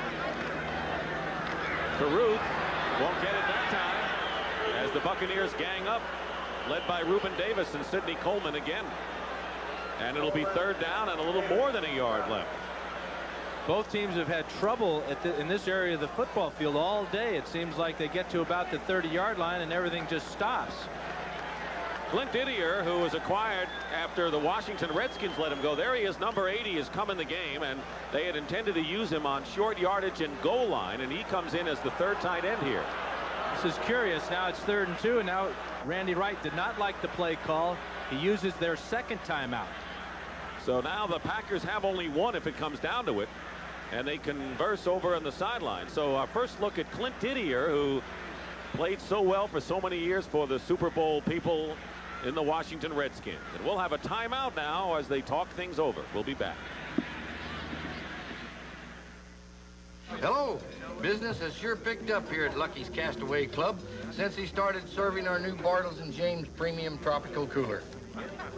Ed selected 5 natural fruit flavors to give it a lively tropical taste. Lucky's has become the in place for trendy singles. Ed heard you could get hit on down here, but we haven't seen any fights, and everyone sure seems to like our new Bartles & James Tropical Cooler. Thanks for your support. Leave it to the good hands, people. Compassion. You can't teach it or place too great a value on it. But you could measure it down this very road on the morning of June 23rd. In the actions of Allstate Claims Adjuster Don Mulder, who at 5 a.m. drove 60 miles to a fire site. All just to shorten the distance between a man's loss and a man's recovery. People like Don Mulder. Another reason. You're in good hands with Allstate. My folks just left. Thank you.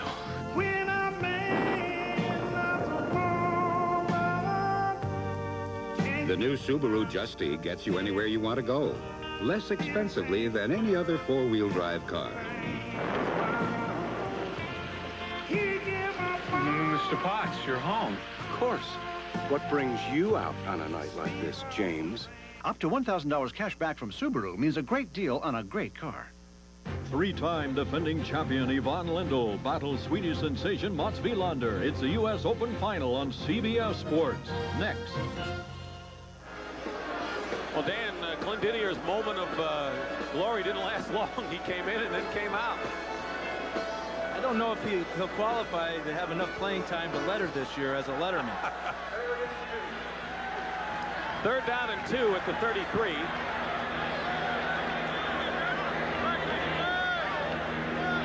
Two tight ends. Pitch to Ken Davis.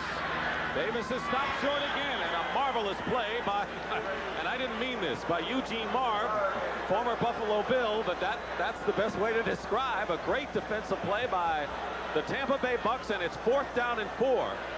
So here were the Packers, less than a yard from a first down, and they lose yardage on their next 2 plays, and here comes Max Zendejas to try the field goal. The last time that Zendejas was out here, Eugene Marv blocked his field goal try. 52-yarder, looks like. 52-yard exactly. Zendejas made good on a 50-yarder. That was the first scoring of the game. Bracken will hold to try to give the Packers the lead.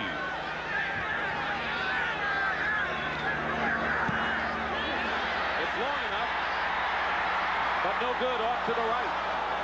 Zendejas misses for the 2nd time in 3 attempts. So the Pack could not take advantage of that big turnover, and it's Tampa Bay ball. Working to be the best they can be. Teammates, sponsored by the U.S. Army. Championships are won up the middle, and never has there been a better example of that axiom than Redskins tackles Dave Butts and Darryl Grant. The Super Bowl champions pride themselves on their ability to stop the run, and tackles Butts and Grant are the cogs that keep that reputation intact. Whether ousting quarterbacks out of the pocket or clamping down on the run, Dave Butts and Darryl Grant bolster the Redskin defense and make it the best it can be. Tell me, is he still upset? Well, you know, Dad. Never really understood why I joined. I mean, maybe you'll go straight to college. But I had to prove something to myself first. The GI Bill and Army College Fund. If you qualify, you can get more than $25,000 for college and an edge on life. Do you think Dad'll ever come around? Dad?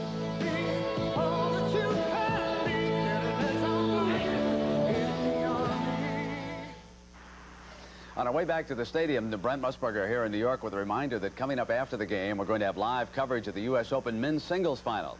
Top seed Yvonne Lindell will be trying to become the first man to win 4 consecutive titles since Big Bill Tilden back in the roaring 20s. That's Yvonne there in the near court.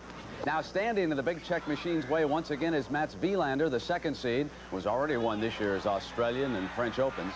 It's a rematch of the 2 top seeds in men's tennis. We'll have it for you later today here on CBS. Right now, let's send you back to the game.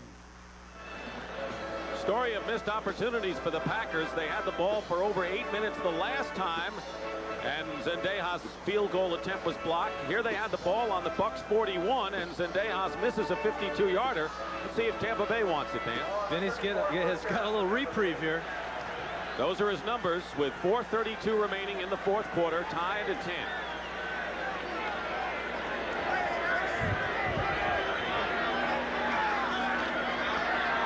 Testaverde's first pass is caught by Carrier right about the 40-yard line, gain of 6. David Brown on the stop. Clock continues to run.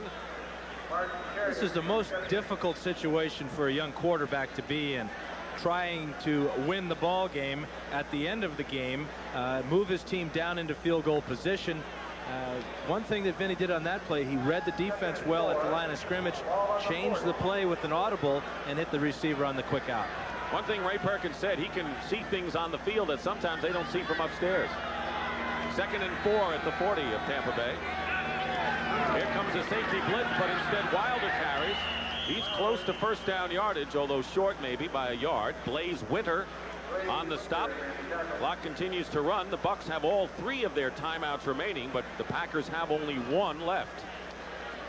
Buccaneers trying to break a 9-game losing streak over a couple of seasons, and the Packers, amazingly enough, have dropped 11 of their last 12 here in the friendly confines of Lambeau Field. Not so friendly at times. Hasn't been easy today for either side. 3rd down and 1 for Tampa Bay on their own 43. 3 tight ends, including Mark Cooper, and now the Bucs will use one of their timeouts. And not a bad place, really, at this stage of the game when you need a yard. Well, the 45-second clock was running down, and Vinny, with that great vision we talked about, saw that clock and knew he didn't have enough time to get the play off. Timeouts remaining. It was 10-0 Green Bay. The Packers looked like they might blow out the Buccaneers early. Zendejas with a 50-yarder and Fullwood with a great run on a 30-yard touchdown play with Randy Wright. And then in the second quarter, it turned all the way around. And the Bucs capitalizing on a Green Bay fumble scored. Lars Tate, the rookie, with his first score. And Donald Igwe-Bike with an impressive 53-yard field goal. And that's been the score, 10-10. We've had a lot of opportunities for both sides, mostly Green Bay in the second half, but nothing doing. Too many costly mistakes in the form of penalties have cost Green Bay the opportunity to be ahead in this ball game at this time. 3rd and 1, play coming up. And Tom Neville, the offensive lineman, now in the Packer defensive line. Smith may not have made it. We may have a measurement as he needed to get to the 44, and it's close. I think he got a favorable mark here, Dick. And we are going to measure. Very key measurement coming up. It really is, because the wind is against Tampa right now. If they have to punt, their punter's been a little shaky this whole year, and if this is not a first down, he'll be in the ball game. Tom Neville, who's been forced into action with injuries to the Packer defensive line, including Boyarsky, who had a fractured arm and went out, made the tackle on the play. It is a first down for the Bucs with 2 minutes and 58 seconds remaining in the fourth quarter. When you're developing a young quarterback, one of the last parts of a game you talk about with him is this part right now. This is the clutch offense time where you need to execute well. You've got to throw the ball, make the proper decisions, and Vinny is really going to be tested here. At the 45 of Tampa Bay. Flip to Wilder. Wilder fights his way close to midfield. John Dorsey making the stop, and right now for an NFL Today report, let's find out what Brent Musburger has for us. Brent? Well, Dick, we got a couple of updates. Here's how the Bears regained the lead on Indianapolis. 7.5 minutes to go in the game. Matt Stewie pounded in a short time ago from 2 yards out, 17-13. And some breathing room for the Saints. They're up 28-21. There's the extra point. Good. 8:52 remaining. 29-21. Back to Dick. All right, Brent, here's 2nd and 5, and the pass clearly deflected and incomplete, intended for Bruce Hill. It was Mark Murphy who got a piece of that ball. And that'll bring up 3rd down and 5 for the Bucs. with 2:03 on the clock, so they'll have a play before the 2-minute warning. Almost every play is a crucial play. We always say with the cliches that it's a game of inches. Murphy stretched out as far as he could to deflect that ball away. This is a crucial play as well. 3rd and about 6. And I would have to think that if the Tampa Bay Buccaneers can do something here with such a young club, that would go a long way for them. 3 wideouts, 3rd and 5, just shy of midfield. Blitz on. Testaverde finds Smith, and he is close to the first down. Let's see where they mark it at the 45. But a great adjustment by Vinny Testaverde and a good catch by Jeff Smith. Burnell Dent on the play. We talked about it being a good test for Testaverde. The Packers came with an all-out blitz that time. He went to the proper receiver. Jeff Smith made a nice catch, and then he rolled over and got the first down, really, literally on his back. Here's the blitz coming at Vinny, and he sees Smith wide open over the middle. He's on the ground. He rolls in the right direction.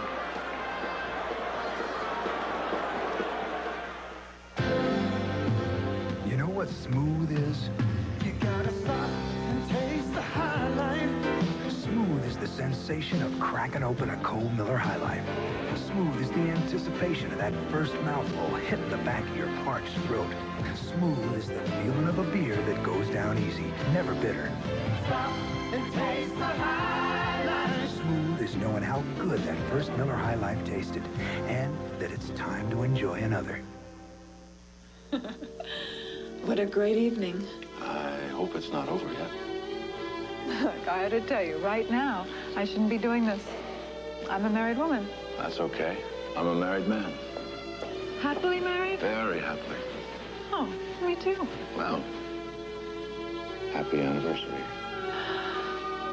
Stephen, it's beautiful. An anniversary ring of fine quality diamonds. The gift that says you'd marry her all over again.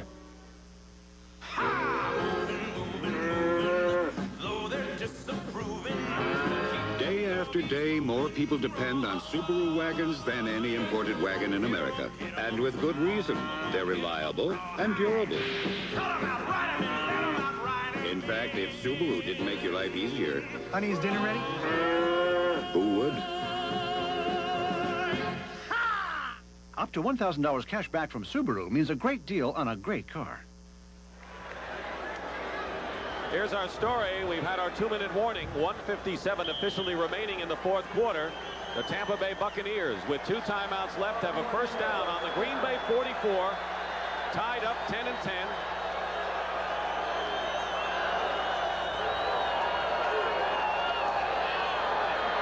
Vinny Testaverde has it deflected and incomplete. Pass was intended for Bruce Hill, and it was Blaze Winter who got a hand on that. See Blaze's uniform. He's introducing a new color to the Packer green and gold there. A little red blood. I hope it's not his own on his pant leg. He was dinged up a little bit earlier in the game, but I tell you what, he is a tough guy, and he's not going to take himself out of the lineup, especially with the way they're so short-handed right now. Well, the Buccaneers have fumbled twice this half. That hurt them. Green Bay couldn't capitalize. They missed field goals after both fumbles. 2nd and 10. Testaverde with a flare to Hill. He's got it, and he remained in bounds for a first down at the 23. Lee covering on the play. That's an old Washington Redskin play at many other clubs, and a gain of 21. What the referee is saying is that Mark Lee pushed him out of bounds. He had the catch. And he would have stayed in bounds if he had not been pushed out right there at the very end. Great concentration by Bruce Hill. He had a big day last week.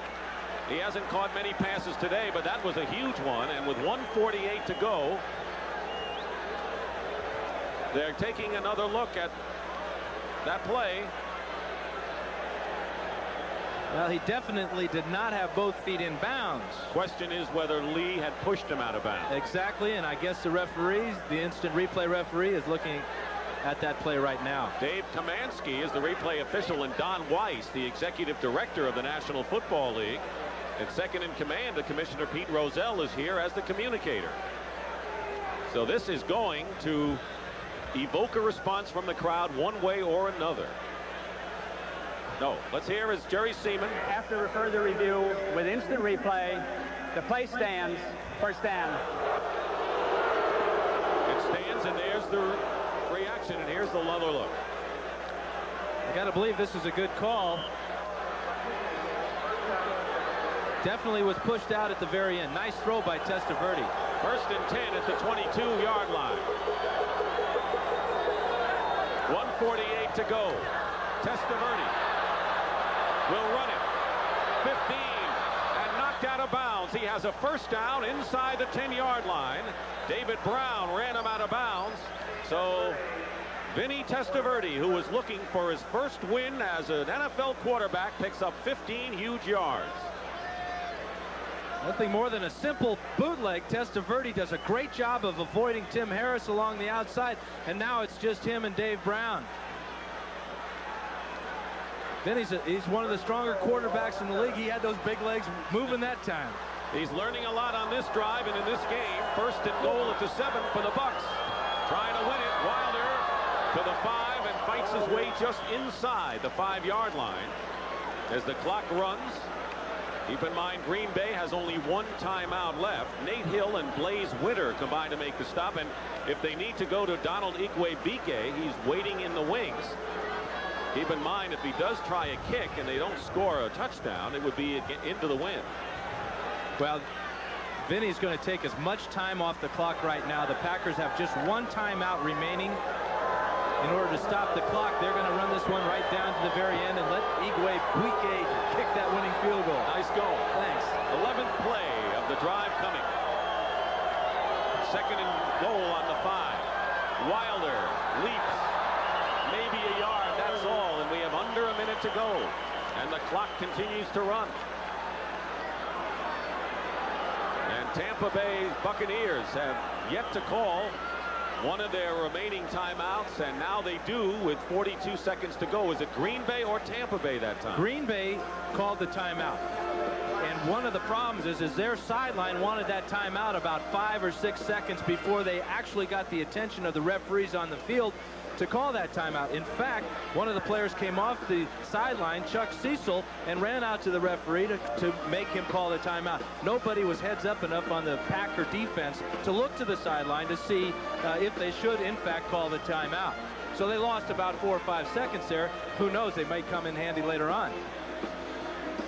Coming up next on CBS Sports, top-seeded Yvonne Lendl goes for his 4th straight U.S. Open Tennis Championship when he faces the 2nd seed Mats Wilander. He has a lot at stake. He has won 2 Grand Slams in 3 tries. The only one he hasn't won is Wimbledon, and will try to make it 3 out of 4. So it's the U.S. Open men's final coming up next on CBS. Right now, Perkins talking to Testaverde. He has a 3rd and goal at the 4. One of the things, each kicker has a preferred place on the field to kick the ball, whether it's a left hash mark or it's right in the middle or it's the right hash mark. Iggy has told Coach Perkins exactly where he wants the ball to be placed. Look for this running play to go to one side for that specific reason. So you know that you feel there will not be a pass attempt here by Testaverde. I guarantee you, they're just telling the facts right now. Vinny is in the huddle. He's telling his guys, hang on to the ball. We're not going to worry about the touchdown. We're going to get the extra. We're going to get the field goal coming up soon. 3rd and goal at the 4. And Testaverde on a keeper is thrown for a loss. Tim Harris with a big play. Still, however, within field goal range of Igwe-Bike. The clock held at 39 right now. Harris is on the far right of the screen, number 97. Fool me once, not twice. This is the 2nd bootleg they've tried on this particular drive, and Harris stayed at home looking for Vinny to come outside. Very difficult to run a bootleg twice in one game and fool the same guy both times. Great play by Harris. It was, and the clock continues to run. Here is his reaction. The clock is continuing to run here. We have 13 seconds to go. Harris talking up there. He's telling him, hey, listen, fool me once, you're not going to get around me another time. The ball is on the left hash mark, and obviously the clock down now to 3 seconds, 1 play left. Now the question here, why do you let it go down as far as 3 seconds on a situation like that where a penalty against the offense may not let you get another play off, another kick? Well, in this situation, Dick, it's 4th down. It really doesn't matter. This is going to be the last play of regulation. He makes the kick, the game's over. But in another situation, say it was 2nd or 3rd down, where they have another down to use, you wouldn't run the clock down to 3 seconds. Right. You might leave 8 or 9 seconds on clock, just in case what happens, like you say. Also, what could happen is a muffed snap from center, where Tampa Bay could still fall on the ball. They would still have the opportunity to line up again and kick it on a down like 2nd or 3rd. But all that really doesn't matter, because it's 4th down. And Iggy is going to get a chance to win this ball game. Well, this is it. Game hanging in the balance. Igwe has been successful on a 53-yard field goal. He missed a 58-yarder. The other thing is that the Packers do not have any timeouts left, so they cannot ice Iggy any more than he's already been iced by his own team with the last timeout. 28-yard attempt. Criswell will hold. Dan Turk is the center. Here it is. The kick is up, and the kick is good, and the Tampa Bay Buccaneers, on a field goal by Donald Igwe have given Ray Perkins a victory, 13-10 over the Green Bay Packers. And if you don't think this game means much, just look at the Tampa Bay Bucs, who go on the road and win, and so the Packers lose again in Lambeau. He's the first guy that knows it goes through. Now he says, how do I react? Are they going to kill me? Oh, he loves it. So for the first time since 1956, the Green Bay Packers have dropped back-to-back home games to open the season. And the Tampa Bay Bucs finally get that 9-game albatross off their back. So the Buccaneers beat the Packers 13-10. And amazingly, their first lead of the ball game comes on the field goal to win it. Real tip of the hat to Vinny Testaverde to lead his team in the last 3 or 4 minutes of the game down for the winning points. For Dan Fouts, Dick Stockton saying so long from Lambeau Field. The Buccaneers win, and you've been watching CBS Sports coverage of the National Football League.